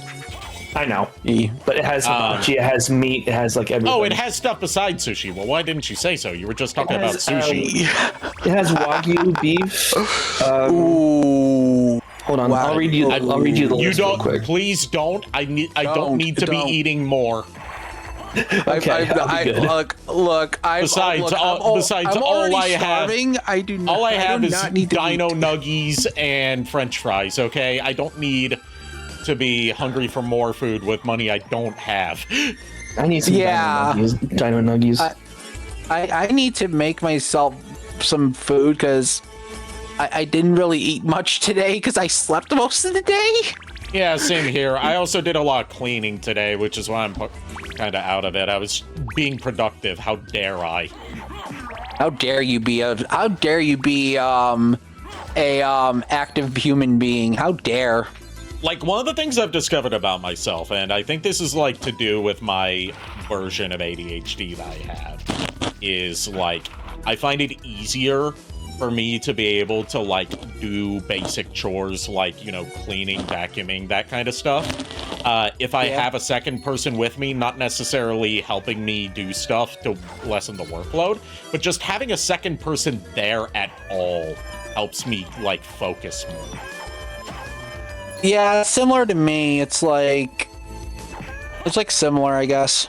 Like, one of the staff members who's new, this was her first time working with me today, and I told her about that, and, like, all she did was just stand there, and I was able to get so much done while she was just standing there, because just having a second person there helped me, like, lock in, as opposed to when I'm by myself and I get distracted by so many things. That's fair. It's called, I think it's called, like, double bodying or something like that. Body doubling. It's where, like, you have a second person there as, like, an anchor for your focus. It can even be, like, if I'm just in a call with someone, and I have them, like, you know, on speaker through the laptop or the TV, I can get stuff done. I've done that with my therapist before. Okay. But yeah, like I said, me and Lulu are definitely doing Cheesecake Factory for our anniversary because we haven't been to one and we were like, fuck it, we do. Bucket, we do. Yep. I like also, that I'm phrasing. a sucker for I'm a sucker for cheesecake, leave me alone. Miles isn't. He's made that abundantly clear.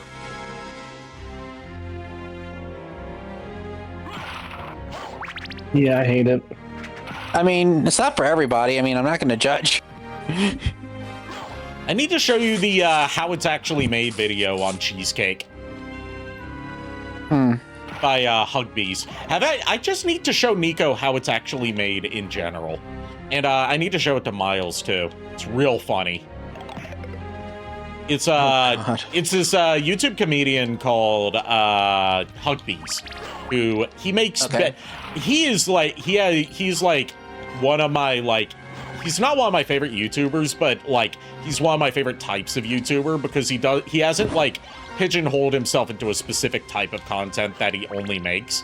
He just makes whatever he wants whenever he wants and and his fans are there for him no matter what it is. That is, like, the dream. But, like, how it's actually made is, like, he takes clips of bits from the show How It's Made, and he dubs over it with his own voice, and, like, fills it with a bunch of made-up bullshit for comedic effect to, like, mess with people looking up How It's Made videos to make them think they're watching an actual How It's Made video.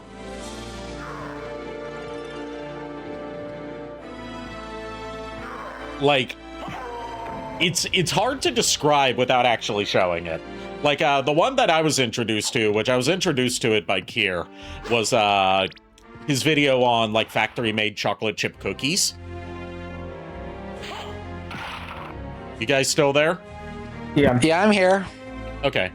And, like, for example, like, there's a part in his narration for the chocolate chip cookie segment where, like, the cookies are done, they're in the tin to be, you know, shipped off to stores.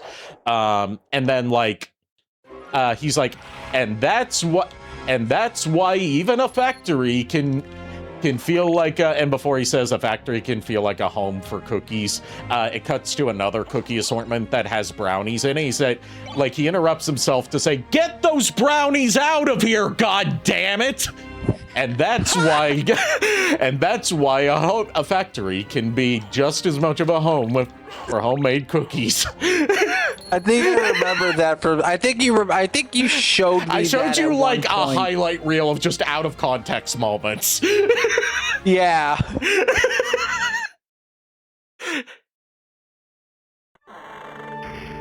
Ms. Mandyling confirms that the thing I was talking about was called body doubling. Thank you for confirming that for me. It was gonna bug me all night if I couldn't remember it.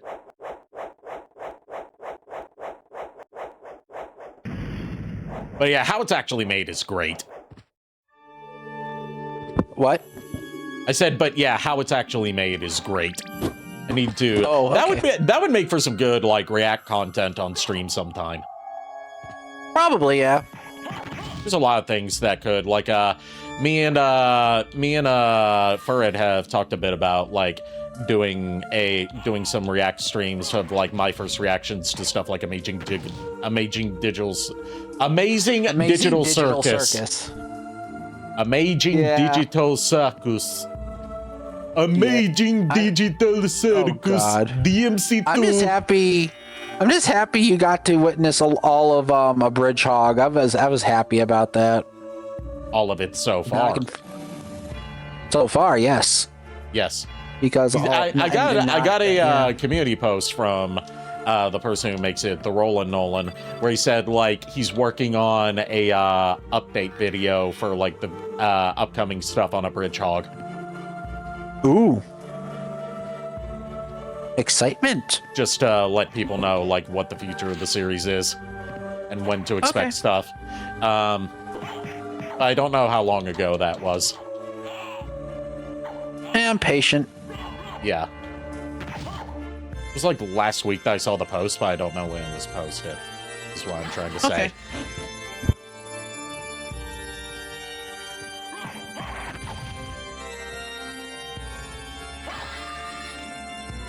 I just got TNT. I'm Dynamite. TNT. And I'll win the fight. Oh, God. I never really used much of like the TNT neutron bomb or any of it at this point. It's just like I guess I feel confident in my ability to like not rely on it. And now to punch the iron ball repeatedly. Or spike ball. Yeah. There's an app called it gives Double off where they have live streams where people are just there while you work on whatever you need. That sounds wonderful.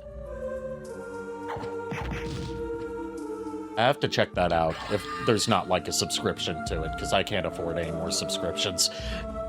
I'm having to cancel my Adobe subscription or at least scale it back, because $600 a year on my current plan is just... $600 a year paid in monthly installments of $40 a month is just something I can't do anymore. Adobe is expensive. I hated it. Yeah, the only thing I'm keeping is Audition, because it has some really good presets in there that I get a lot of use out of when I'm doing voiceover stuff.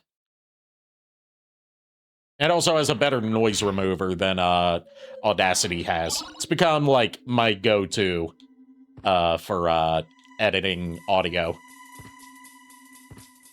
Although I could also try out Reaper. There's a free version of that. The Reaper's more of like a whole digital audio workplace. So it's like a whole ass like audio production thing as opposed to just like recording and applying filters. Mm-hmm. I gotta save before I go into that room. I don't want to die and then have to make it all the way back. Save. For a minute there, I thought it shot you out the door. It basically did.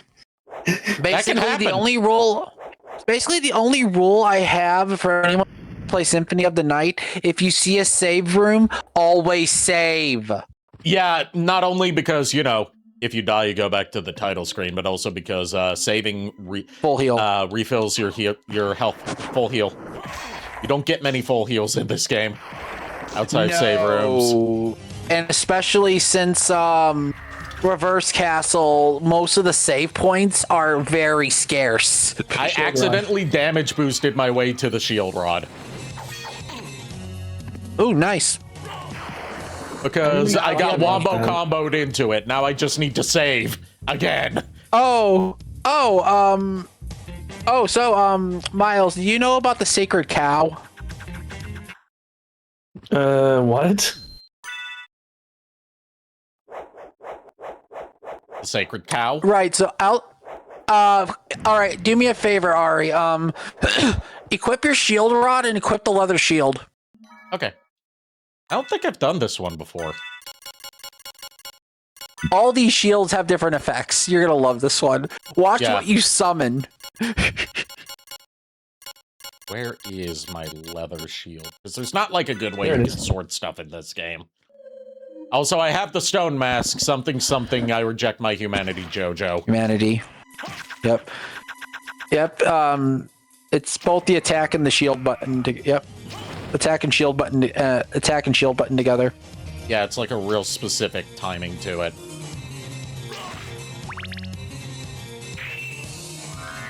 There we Cow! go. Sacred cow. Defense up! The sacred cow has graced us with its presence. I Yeah. think my controller died. The cow is too powerful. The cow was too powerful for my controller. It disconnected it. Krelly was too powerful. Okay, that's it. The sacred cow is Krelly. Krelly destroyed your controller. Krelly and her McDonald's order were too powerful. Pretty much. Oh god. The McDonald's and her Taco Bell orders were too powerful for my controller to handle. You're welcome, by the way. Now all you need now all you need is the iron shield, and you can just like straight up clear rooms. It just I have the doesn't night fucking shield. matter. I Night don't shield, know if the night I shield don't know if summons I- something, but it does. don't- The iron shield is the one that does the double swords. yeah, I don't think I have the iron shield. I might. I've been kind of just picking stuff up and not paying attention. Yeah, no, the iron shield is only gotten at the librarian's place, so you probably don't have it. so I could probably go back there and get it at this point. Yeah, that depends if you want it or not, because it is a very broken spell. I mean, bro, I'm always up for breaking Symphony of the Night. It's just more so about, do I want to backtrack all the way here? Yes. Probably you want to just kill the boss and then get the power up you need for this, and then just go back and get the shield. Yeah. Do it. Do it. But no, Medusa head shield, fire shield, iron shield, and the Alucard shield are like the most broken shields in the game. I think the heart shield, if you have Okay, it, the Herald shield, The Night Shield summons a horse that also raises your defense. No, it raises Yeah. offense. yeah, Okay. so more So it's damage. My horse. So that's my damage. horse. Okay, if the cow is Krelly, then the horse is Tomoe. Tomoe Mari. Moe. Okay. We need to Your tomboy childhood friend, as she calls herself. And then we need to play That's My Horse in the background.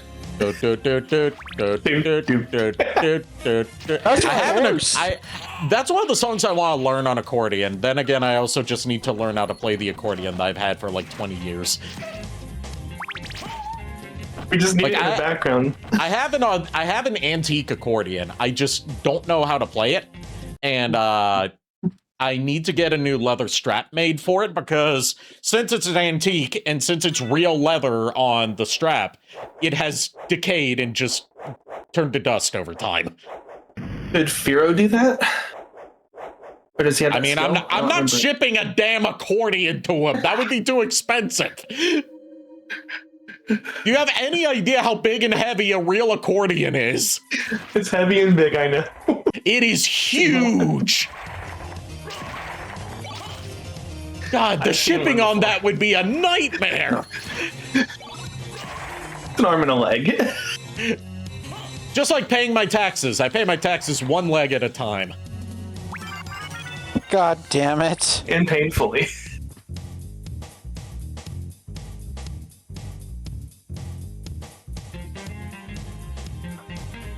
Oh man, that was a great laugh. Like, how dare you insinuate that I mail a whole ass real antique accordion to somebody cross state with the money I don't have for shipping? Like, I'm having enough trouble trying to find a box that fits the damn dragon dagger. It would be a nightmare to find a box that fits that accordion. How dare you, sir? I am offended. Oh, man. Also, you know, there's the worry about if it gets lost in shipping, because that's an antique. I don't want to lose it. Yeah. I think the only way you could do it is if you asked if Firo just came to visit you one day and just did it there. Well, he would have to bring all his tools and supplies with him, which I don't think he's getting through airport security. Yeah, I mean, just call it a hunch. If they won't let you bring bottled water through airport security, I'm pretty sure they won't let you bring leathersmithing tools. I don't think they would. I'll be right back. God damn it. I'll be right back. Okay. Look, just don't be Fillion when she went through airport security with her PC, jokingly saying that it's a bomb. Just do not. Yeah. She lost her PC for a long time. I don't know what Fillion was thinking when she did that. I don't know what she was thinking either, but she was having that orange cat brain cell energy. Speaking of Fillion, I saw an old clip of her last night. I say old clip. All the clips of her are old at this point because she's been gone for so long. But it was a clip of like one of those like Wheel of Punishment streams she was doing. Uh-huh. And one of them was that she had to wear bra padding for the rest of the stream. Ha. And she had never worn bra padding before. It was one of those like gel paddings that you insert into the bra cups. And she, first of all, she felt awkward about putting that on stream because she had her production crew with her as well, watching in the room with her. Oh God. She was just, you know, dumbfounded by it being like a gel thing that was sticky. But she eventually put it on, and obviously we didn't see what it looked like with it on because she never shows, you know, her body on camera. But she was like, holy crap, is this what it feels like? I think I'm just gonna wear this from now on. No one would be able to tell the difference. She was basically like, yes, this is what it feels like to have booba. Yeah.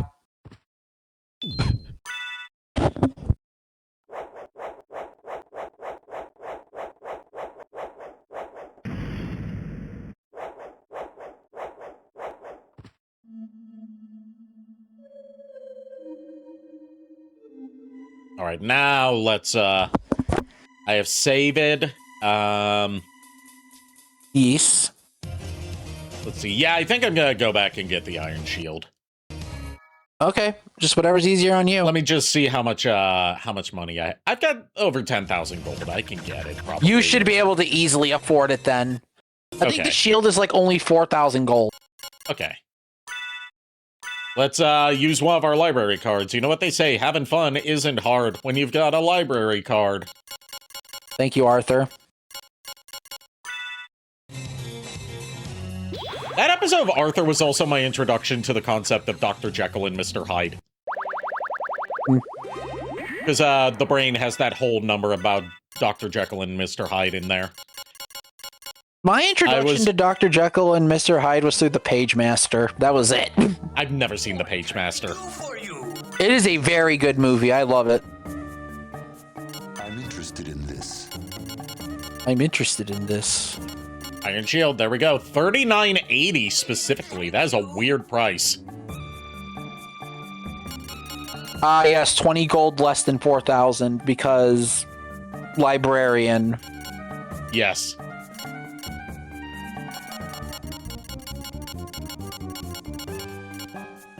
But yes, so now we have broken combination until we get the Crusader becomes the thing. Until Crusagram and or Alucard Shield plus Shield Rod. Yeah. Alucard Shield plus Shield Rod plus whichever circlet it is that absorbs lightning damage. Say goodbye to Galamoth. I think it's Barrel Circlet. I can't remember which one does which. Barrel. I know I have Topaz now, which absorbs poison damage, which isn't all that useful in this game because there's not that many enemies that do poison. Poison damage only like cuts your attack strength in half. Yeah, it's not like a traditional RPG poison status effect. It's real weird. No, poison does not do what it traditionally does in RPGs until I believe Circle of the Moon. I could. Yeah. No, it is Circle of the Moon. It's Circle of the Moon. Yeah. All right. But no, Barrel Circlet is the one that absorbs lightning damage. Okay. And that's the one where you have to like go out and do like a little funky out of the way thing to get it. Yeah, you have to. It's basically like Reverse Castle. You go through the cracked wall. One way as the bat, one way as the wolf, and it'll open up the way to get the circlet. Yeah, it's like it's a specific way that you have to do it. I Yeah, can you never have to either go remember through without one- looking you up have a guide. It's basically just go through the front, the left as the right as the bat, while you go through the right as the wolf, or vice versa. Just do both ways and you just get it. Yeah. Which, by the way, fucking cryptic bullshit. Yeah. It's just a good thing that percentage is based on how much of completion percentage is based on how much of the map you've explored. And not items, yeah. Especially since... Yeah. Actually, the funny thing is, the moment you get to the Reverse Castle, you can get one of the stronger greatswords in the game by just getting the Sword of Dawn. Like, it's right when you've entered the Reverse Castle. Okay. Yeah, because basically everything's weak to holy in this game. Yeah, also the fact that Sword of Dawn does... Actually, Sword of Dawn is not holy damage. Oh, it's not? The Sword of Dawn, what it does, it's a necromancy sword. And what it does is it allows you to summon your own little arm. Oh. And it's in the cracked wall where you get the leap stone. I wouldn't have gotten that from its name. Yeah, it's very weird. It's Hi, just Lulu. very weird. Lulu's, Hi, honey. Lulu's having fun with the soundboard. Yep, Lulu finally is now no longer tamed. Which means also Lulu can hopefully soon return to her own streams. She's actually planning to do so. And continue her path to affiliate. Yep. And we have a Timo in chat as well. Heyo, Timo. Boo, you stink! I do not Yes. stink. I will have you know I took a shower and put on deodorant. Same. It's Old Spice Then again, I deodorant. I know it smells Then again, good because Terry Crews told me it does. Yeah. I was gonna say, to be fair, I just stink in general, so you're not too far off. Then again, VTubers are stinky by law. Eh. There was that clip that I showed you earlier where, like, the text-to-speech message from chat to Project Melody said, First off, Oh God. First off, Mel's chest is concave. Second, Mel has the best jiggly butt. Third, Mel is stinky.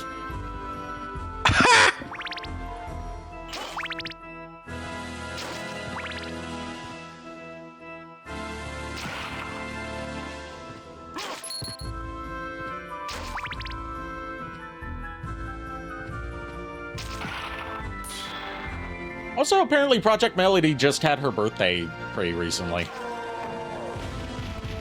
Oh, happy birthday to Mel. Yeah, the 0% chance she sees this. Happy late birthday to Mel. Well, even so, it's always nice to wish a happy birthday. Yeah, and it's been she's been a VTuber for 6 years, so 6 years of bros glad.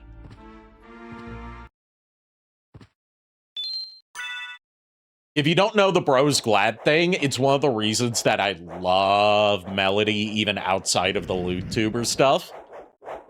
Because she has just, like, the absolute right vibe for, like, what content creators should do with their audiences, which is, like, she didn't start out as a Twitch streamer. She started out as the first VTuber cam girl.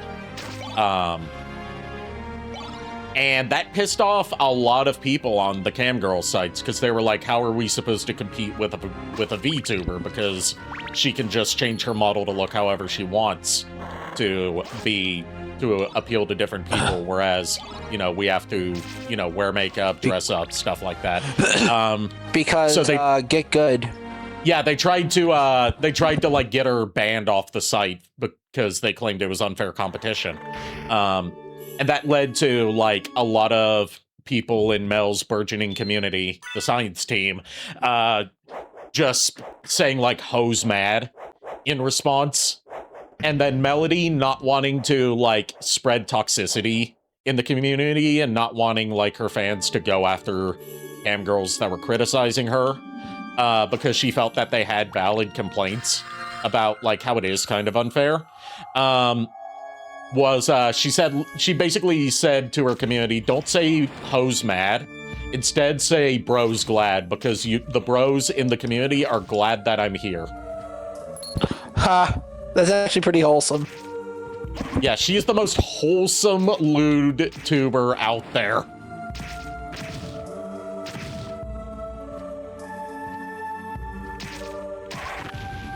To the point where, like, there was a clip I saw of her recently where she talked about how, like, she occasionally gets people that want her to, like, do humiliation stuff to them, and she sucks at it because she doesn't like hurting people's feelings. What did I just come back to? Project Melody. Of course. Discussion of Project Melody and just how she's so wholesome despite being a lewd tuber. Also, Miles, congratulations. We are completely broken until we get Crisagrim or Alec Shield. Yeah, whichever comes first. Now we can definitely... Well, first of all, we can get rid of this fucker. If I can get the reason right. Okay, so bait... Yep, there we go. That's going to annihilate everything in our path for the time being. Yeah, pretty much, including Grand Floon / Legion. Yeah. Because of how many hitboxes this damn thing has. Yep. And it goes all the way across the screen. Yep. We have a Lulu. We have a Lulu. Yeah. How does it feel to have internet? I missed it. Finally, me too. Love, we are finally out of glitch hell. We are finally out. Also, before Shiloh became a furry. She's a furry model now. I saw. It's adorable. Yeah, it is adorable.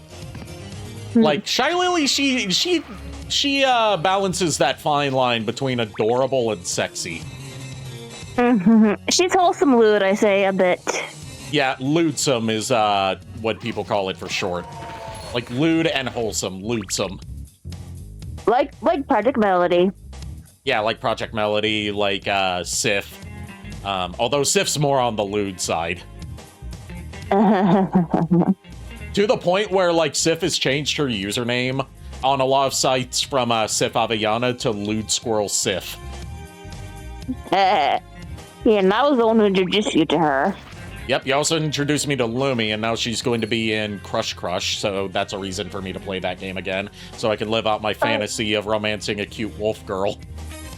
Here, Mary's also got his future going to be into Blush. Okay, that makes sense why that happened then. Yeah. Because Crush Crush and Blush Blush are the same devs. My servants, Hmm. the scent of your blood.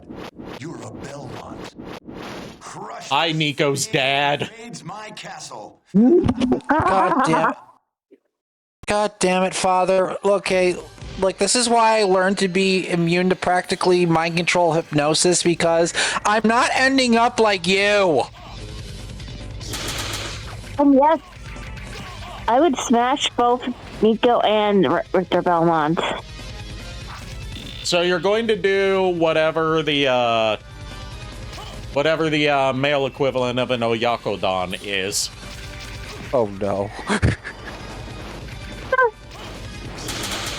Your smash attack? Thank you for the sub, Timo. 9 months in a row. That's a stream baby for us. Our first stream baby. What am I gonna name it? A Belmont. I'm gonna name it Richter. Says he's the lord of this castle. Oh god. Also, yeah, so Miles, you can clearly see that Iron Shield and Shield Rod just decimates bosses. It just doesn't Yeah, I give a remember shit. it. Well, welcome to basically the equipment you're going to have for the rest of the game until you get something better, which is not until end game. Yep. And I don't know how I feel about teaching you that combination, because that is just like, oh no. Hypothetical question for the Castlevania D&D campaign. We only have one party member that uses. We only have two party members that use shields. What would the shield rod effects for Lulu and for Lulu's shield and for Galavar's shield be? Galavar's would probably be like 5 electrical saw discs that fire forth up to 200 feet, and with Lulu's probably like immunity to all forms of damage except psychic. Now we have form of mist. Yep, now we can become a gas. No, we're not gas yet. I know, but you know what I mean. We have to get the Vapor, stink mist. upgrade to become a gas. Yeah, That's why I 'cause then call that just murders that's why I things call too. the poison gas cloud the stink cloud. Look, once you get the gas cloud, once you get the gas cloud, grinding off of the armor lords for God's Garbs and like experience is easy, because I believe they give you like 2,500 EXP each. And it's just like an easy like 3 or 5 levels. Yep. So if you wanted to cap out any of your familiars, and if you really wanted to cap out your character, best way to do it. Oh no, I think you're capping. Mother God. Ba-da-ba-ba-da. Oh no. Don't know if that showed up on my model, but my model can stick its tongue out now. It's just very finicky about tracking that. I didn't even look, honestly, so... I had the thumbnail that for the VOD that's going up tomorrow for last night's stream has my model sticking its tongue out. Do it again. I kind of can see at least your tongue and your mouth, but I can't tell if it's going fully out. Like, it's a little finicky to track it because just due to the way it tracks, it wants to do both, like, the jaw open blend shape and the tongue sticking out blend shape, but, like, the way the tongue is modeled on these, like, Vroid models, it doesn't stick out very far. Yeah, I think it's doing both again. It was doing both that time. Yeah. That's just the nature of 3D tracking in its current state. It's gonna be like that.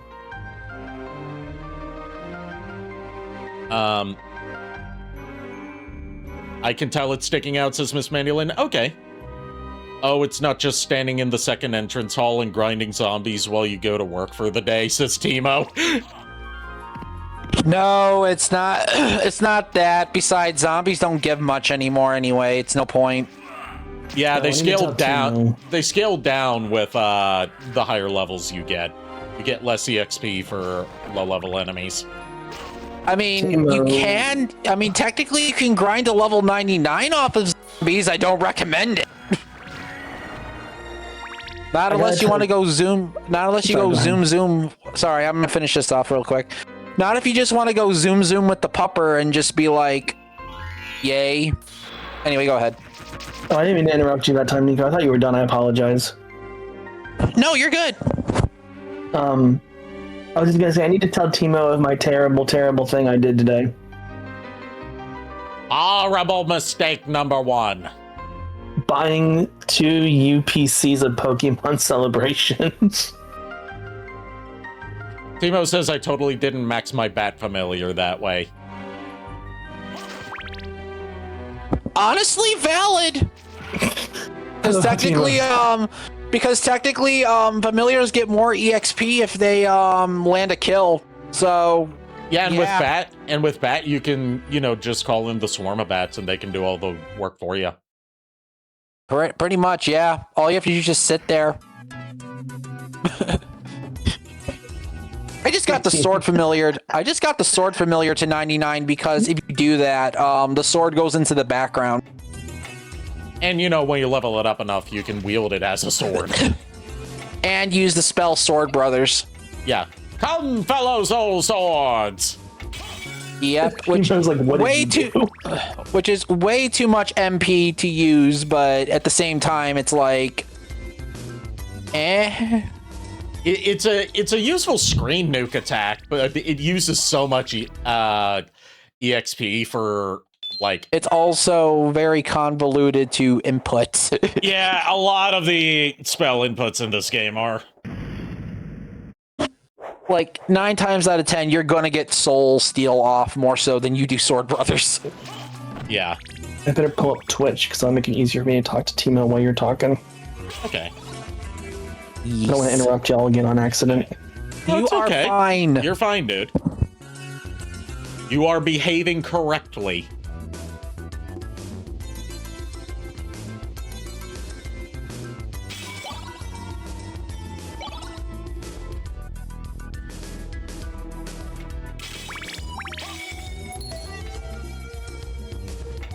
Right, so now I just need to get back to the library, go into that upper area, and I've already cleared out the lesser demon there, so I just need to get the bat form from there.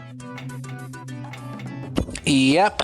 And then I think with bat form we can get gravity boots and pretty much take care of Succubus and the entire underground water area. Yep. Probably not gonna do that all in one night because I am starting to get a little tired. It's been a long day. No, that's fair. I'm just like stating about like what we can get. Yeah, I'm also like mentally keeping track of like how long we've been going, which isn't too long, just over 2 hours. And also, wanting to make sure that I get a raid into DBY's charity stream that JKR is participating in. And I think Farid is participating in as well. Yeah, definitely. So, where would you like to make the cutoff point then? I'm just playing it by ear right now. It'll be however I feel it. Okay. Yeah. Just like generally how it goes with my streams when I don't have like a specific time that I need to cut off at.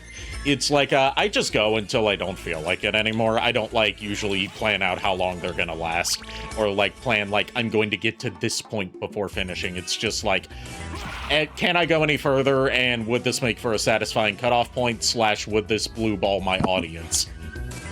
Fair enough. Oh, I forgot that was going on. Are you going to rate it so we can all go over there? Yes, I am. JKR specifically requested that, so I'm doing that. I'm going to be rating into that stream after I'm finished. Everyone, I would advise you to donate to the Extra Life campaign that they're doing. Not just because it's supporting a good cause with Lurie Children's Hospital, but also because they're doing a raffle for a Switch 2. If you donate. Yep, so if you do end up donating towards to go for the Switch 2, may the odds be ever in your favor. It may not be shit like the Rune Sword drop. And even if you don't win the Switch 2, they have other prizes too. I tuned into one of their charity live streams once, and a couple years ago, and won some stuff from the raffle.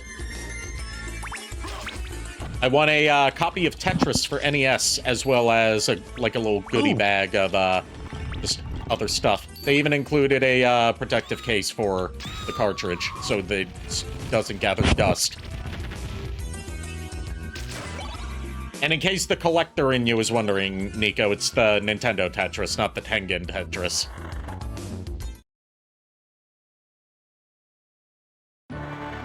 You know, the more common Tetrises. one. There's 2 different Tetris games for NES. There was like a whole legal battle about it back in the day because, like, Atari had the computer rights for Tetris, and Atari published games on the NES via their Tengen label. Yeah. And like they put out a version of Tetris on NES through their Tengen imprint, but Nintendo took them to court because it turns out Atari thought they had the rights to like all versions of Tetris, but it only covered arcade and home computers. They did not have the rights for console versions of Tetris. Nintendo did. I'll be right back. Lulu got me something. Okay. So the Tengen version of Tetris is rarer because it had to be recalled from store shelves because it was technically illegal to be sold. Gotcha. Oh, hey, the Chuck's in chat. Hey, Chuck, how you doing? Yeah, Chuck is Spunk Convoy, right? Spunk Convoy, yes. Yes, Spunk. My bad. My brain tired. Yep, Chuck's been in here for a bit saying hi. I haven't, I didn't see that because the chat preview on my end doesn't show too many messages. I need a bigger second monitor. That's why I said hi, so we can make sure we acknowledge Chuck. Okay. Sorry for not acknowledging you earlier, Chuck. Between, just, if you saw my layout for how I've got things here, you would totally understand why I'm so bad at following chat and, reading messages. I'm also not wearing my I'm also not wearing my glasses or my contacts right now, so... What the heck why is it called Skeleton Ape? Is it literally just an ape skeleton? It's because it's a skeleton that throws barrels. It's a reference to Donkey Kong. Oh my lord. Why don't they just call it barrel skeleton or something? Because it is an ape skeleton. If you look at the skeletal structure, it's not human. It's clearly like a gorilla or something. And it throws barrels. Gotcha. It's a lot of the enemies in this game are reused sprites from either, depending on the enemy, either Super Castlevania 4 for Super Nintendo or from Castlevania Rondo of Blood for the TurboGrafx 16 CD / PC Engine CD. Mm-hmm. Because, they were already high enough quality sprites that they didn't need too much touching up for a 32-bit sprite-based game on PS1. Plus, funnily enough, despite Symphony of the Night being arguably the most iconic and best Castlevania game ever made, it was a B-team, low-budget project. Whereas the big AAA Castlevania that they were working on was the shitty one for N64. Because that was Castlevania's debut in 3D, and Konami was like, 3D Castlevania's gonna be the future, baby! This is just gonna be a little side project to give the PlayStation something. And then this one went on to be the iconic one, while no one talks about the N64 one unless they're talking about bad transitions to 3D.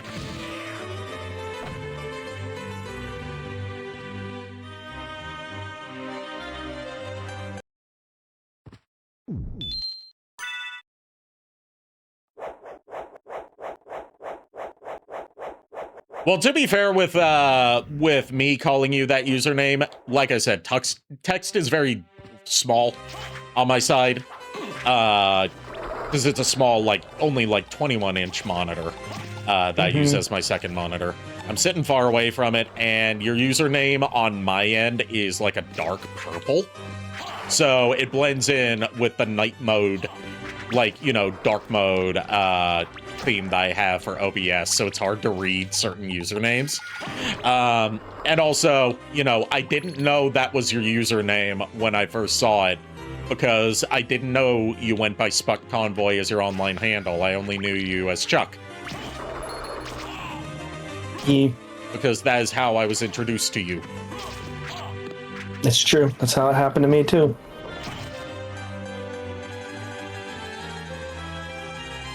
I've only actually talked to Chuck like twice. He's a cool dude. Yeah, I mean, if I remember, Chuck's awesome, so I want to talk to Chuck more often. He also customizes Transformers. Ooh, that's cool. Like doing custom paint jobs for them. I do that for Gundams sometimes. Yeah. It's hard to do for Transformers. Well, with Gundams, you can build sections at a time and then paint those. With Transformers, since they're pre-assembled, you have to have the tools to disassemble them without damaging them. And he's good at that, from what I've seen. I need to buy a new Gundam soon. I've been getting a lot of like Gunpla stuff in my YouTube feed for some reason. Well, maybe it's a sign that I need to finally Hololive. build that Metal Garurumon model kit that JKR got me years ago. Yeah, I'm waiting to see if Hololive actually comes out with real Gundams and the colors of the girls. Yeah. Because I'll buy the Mori Calliope one in a heartbeat. So, yeah, I would too. And I'm also, I'm itching to get my hands on some of the newer Kotobukiya Mega Man model kits. They finally did one for Iris, which is the first anything she's gotten in terms of figures or merchandise. And they've also done, an updated Zero one. They've done Axel, finally. And they finally revealed what that mystery model kit that was teased years ago was, and it's their first wholly original design for the Kotobukiya Mega Man line. That is a unique take on the Mega Man X4 Ultimate Armor. No, the Mega Man X4 Force Armor, I think it's called, or Fourth Armor. Depends on which translation you're reading. So it's a unique design. It's its own scale that's not in scale with the others. And it's it just looks so fucking cool.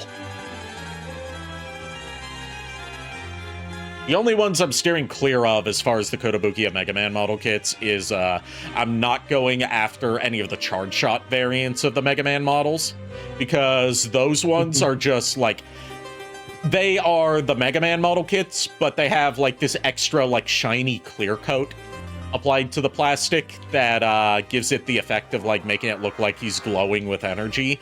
But as the reviews on Rockman Corner have said, the clear coat is not put on with accounting for tolerances for the pieces fitting together. So you need to kind of file it down to make everything actually fit. And I'm I do not want to put in extra work. Welcome back.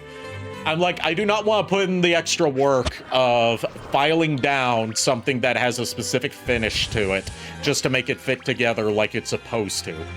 No, I'm not spending extra money on a premium variant of that if it just makes it actively worse to put together.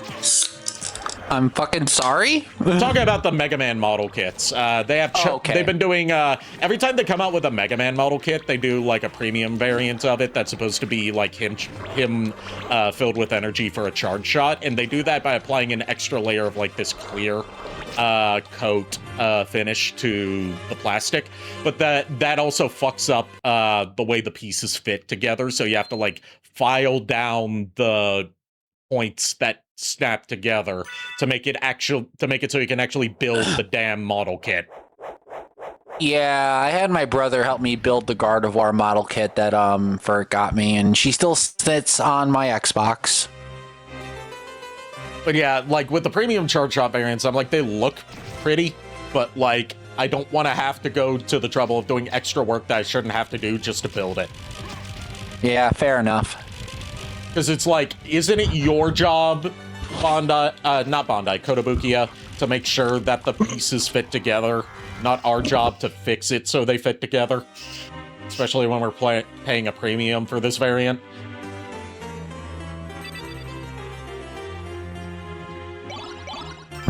True, but counter argument, they want people to work for it. Yeah. Fair. There's also there's an action figure line that's been coming out based on Mega Man for from a company called Jada Toys. And they've been putting out, like, they put out one or two variants of Mega Man a year, and then they put out, like, Robot Masters that are actually, like, they're not all the same size. They're in scale to how they would be in the game. So, like, Guts Man is bigger than Mega Man, for example. They put those out at glacial pace, but they look so good. And I'd like to get my hands on some of them if I can find, like, a specific character they put out that interests me. The only thing they said is they can't do Mega Man X because there's licensing issues with Kotobukiya that are getting in the way of them putting out Mega Man X figures. Yeah, there's they already have these out, but they have these Castlevania figures I want to get. They have Simon, Succubus, Alucard, and Dracula. Oh, the NECA ones. Are you talking about those? I want to get my hands on that. Mainly, Simon and Dracula. If I can get Alucard and Succubus, that'd be great. I want the Alucard and Succubus ones.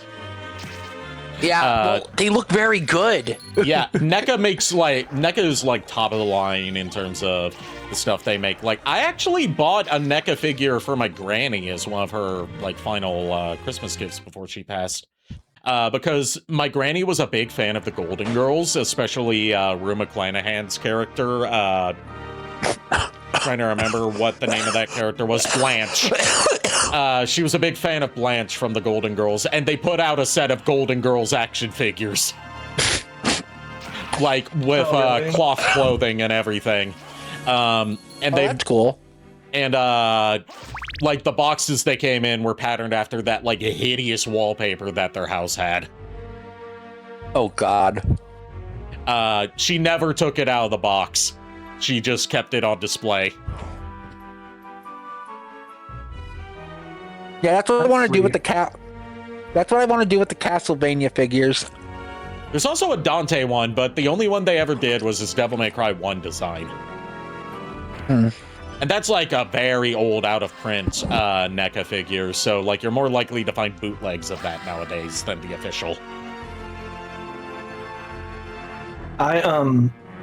With my figures, I have a lot of Funkos on display in my room, and I also have my crystal version, my emerald version, and my silver version on display. I saw that Leader 1 that you made, Chuck. I meant to comment on it, I just forgot to. Also, heyo, Chuck. Hi, Grandpa. Hi, Grandpa. I can't believe I forgot to greet you with that. Hi, Grandpa.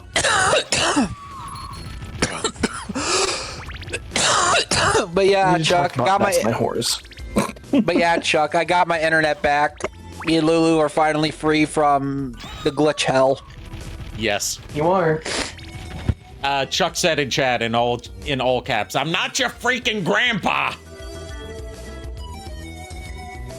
Sorry, Grandpa, you have to go into the no-no pit. Sorry, Grandpa, you have to take a trip to the no-no pit. Wait, you have a pit? Also, I'm not your grandpa! I love that. I'm sorry. Look, Tails is such a good boy in that series. He tries.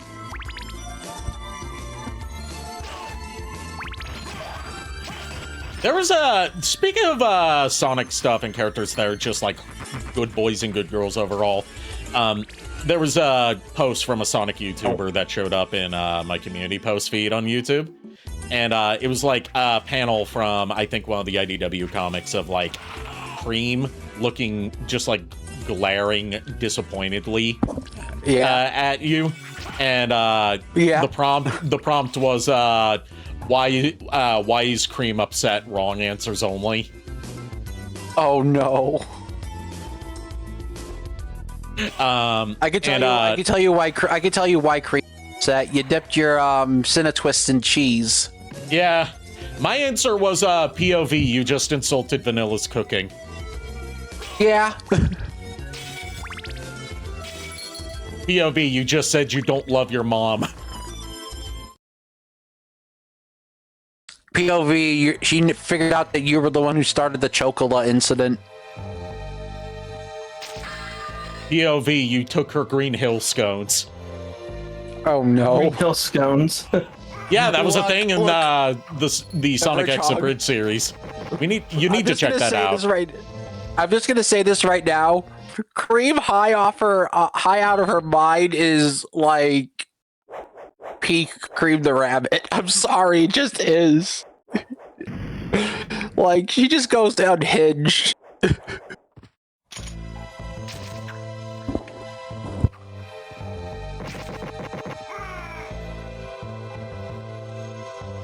See, we should be able to get to Succubus now. Yeah, we should be able to. I mean, the only thing stopping us was being able to reach the place that she's in. Yeah, which you just need bat form for. Yeah. So we're doing. It looks like we're doing Succubus before Scylla. Yeah. I mean, that's not a bad idea. I've never done it in this order before. Just feels strange Also- to me. It's uncharted territory. Oh no. Miles is going to hear the top tier moan. Yeah.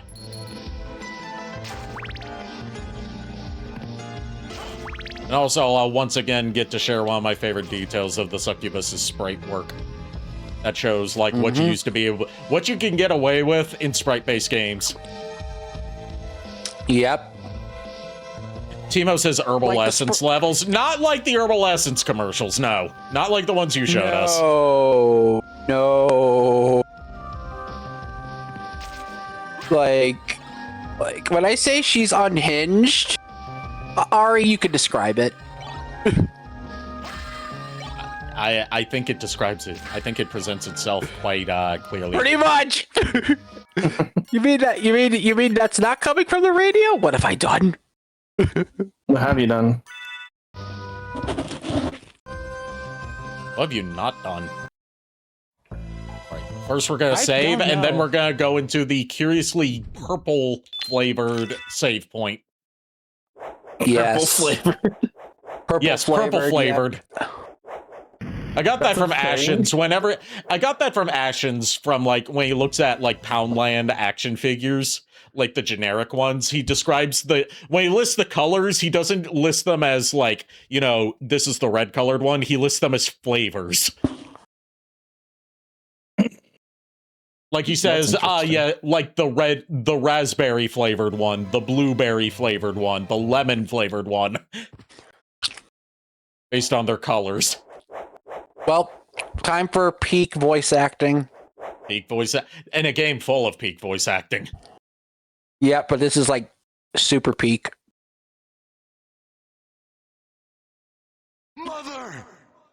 That voice! Alucard, it's you! I'm coming, Mother! I'll save you! No, Alucard! Don't come here!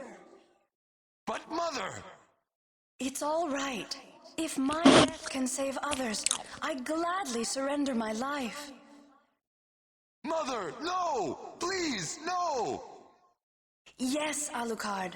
Watch me die, and remember always my last words to you. Yes, Mother. You must despise humans. They are to be your prey. What? Better for them to die than to let them compound their sins. Begin by slaying that one over there. No, it wasn't like this. What's wrong? Alucard, My mother never said such a thing. what do you mean? Kill them and bring them happiness. No, you're not my mother. What kind of demon are you?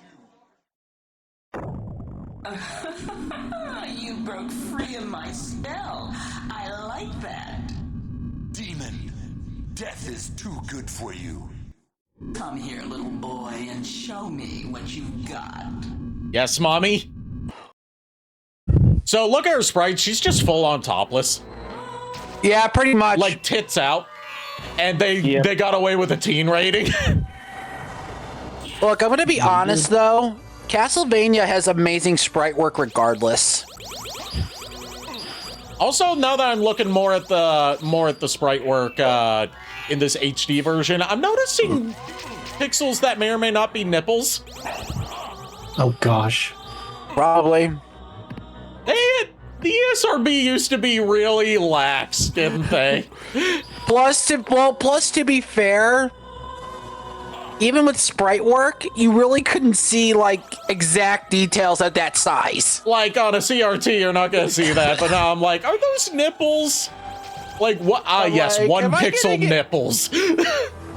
I'm just like, yeah, like, am I gonna get in trouble? Am I going to the no-no pit for looking at boobs? Yes. Oh God. Well, just well, you know what? Just remember, at least Succubus didn't look what was going on Urban Dictionary. Yeah. Succubus, can you get down here so I can hit you?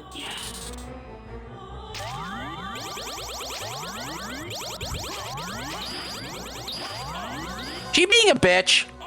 She's just staying at the top level, which is like 1 or 2 pixels above where the Shield Rod plus Iron Shield combo hits.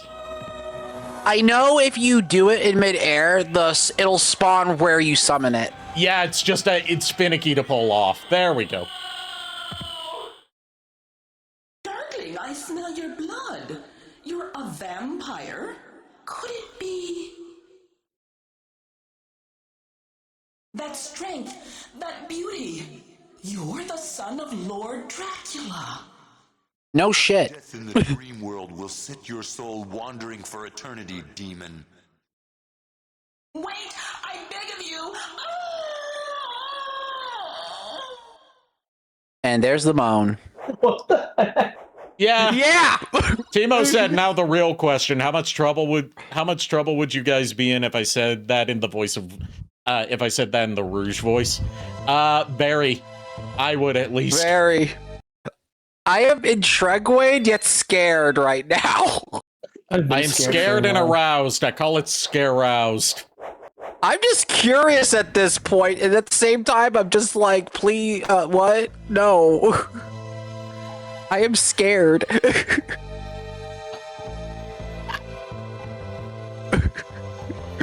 I am completely terrified now. Oh, Barry said hi, by the way. I saw him a few minutes ago. Oh, Hello, Shadow Monk Barry. how is Barry doing today? He is, well, he found, like, obviously I told you yesterday about him fighting Gex. Yeah. Today he's good. He's been a little whiny baby today, unfortunately, but he's only 3, so he's still a baby. Yes. And, like, having owned an orange tabby before, they're just like that their whole lives. So he's gonna be a baby his whole life in terms of his personality. Yeah, he's wanting more food. Barry, unfortunately, doesn't know when to stop eating. That's what Johnny was like. He needed food 24/7, and if you didn't give it to him, he would make it your problem. I think it's just orange. Yeah, I think that's just that breed of cat. The diagnosis is orange. I diagnose you with orange. It's terminal. Got a chronic case of the orange. You have an incurable case of orange. I'm sorry. I'll notify your next of kin. Let them know to watch out for the orange.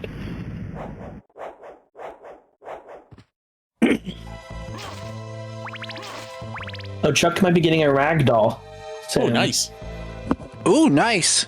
My friend locally here has 3 ragdoll cats. Don't think I've ever seen a ragdoll cat. I know I can't see the cat, but I demand pictures of the cat. They have 3. They have Mochi, BG, and then Willow. I'll guide you to meet your destiny. Thanks, Charon. And honestly, I think Willow is more Siamese than Ragdoll, but The bat knocked me into the water. come back here. Come back here. Come back here, ferryman. John Ferryman. Your Ferrying. ferryman. I'm dying. Help, ferryman. It just sounds like your kid's name is Ferryman.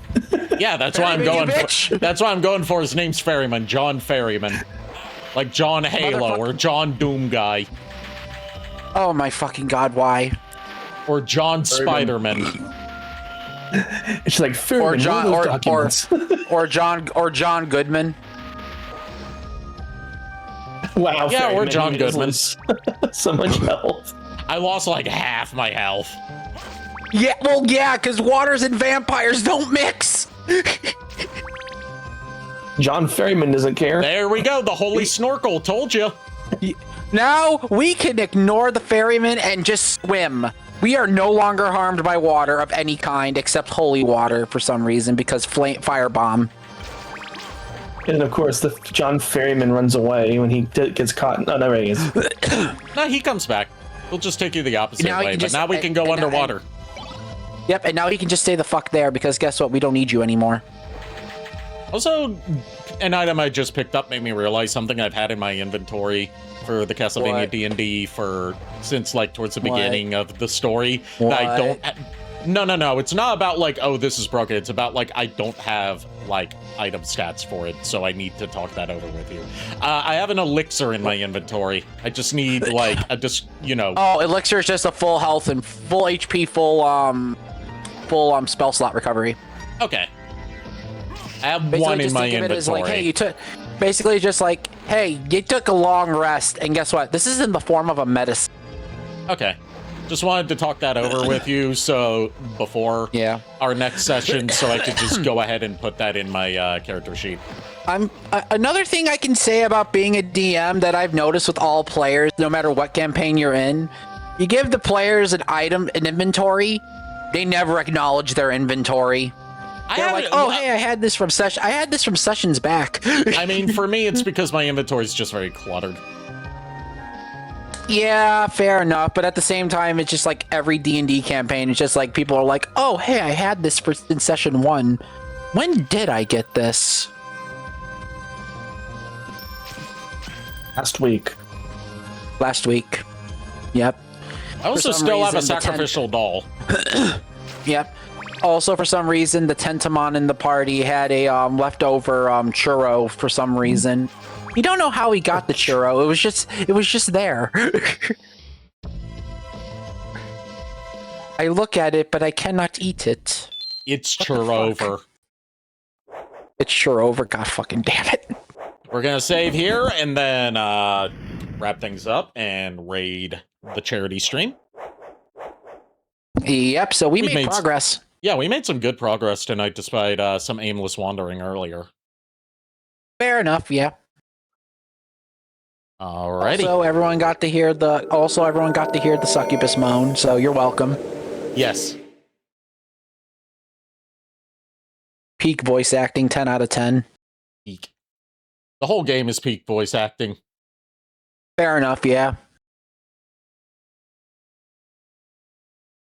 Is it good voice acting? No. Is it peak voice acting? Yes. They are acting the hell out of it. God damn it. When Timo said if she did that voice in Rouge the Bat's voice, if you would get banned. Now I'm thinking about Rouge the Bat's voice actress trying to voice Succubus from Symphony of the Night. God fucking damn it. Question, which Rouge the Bat voice actress?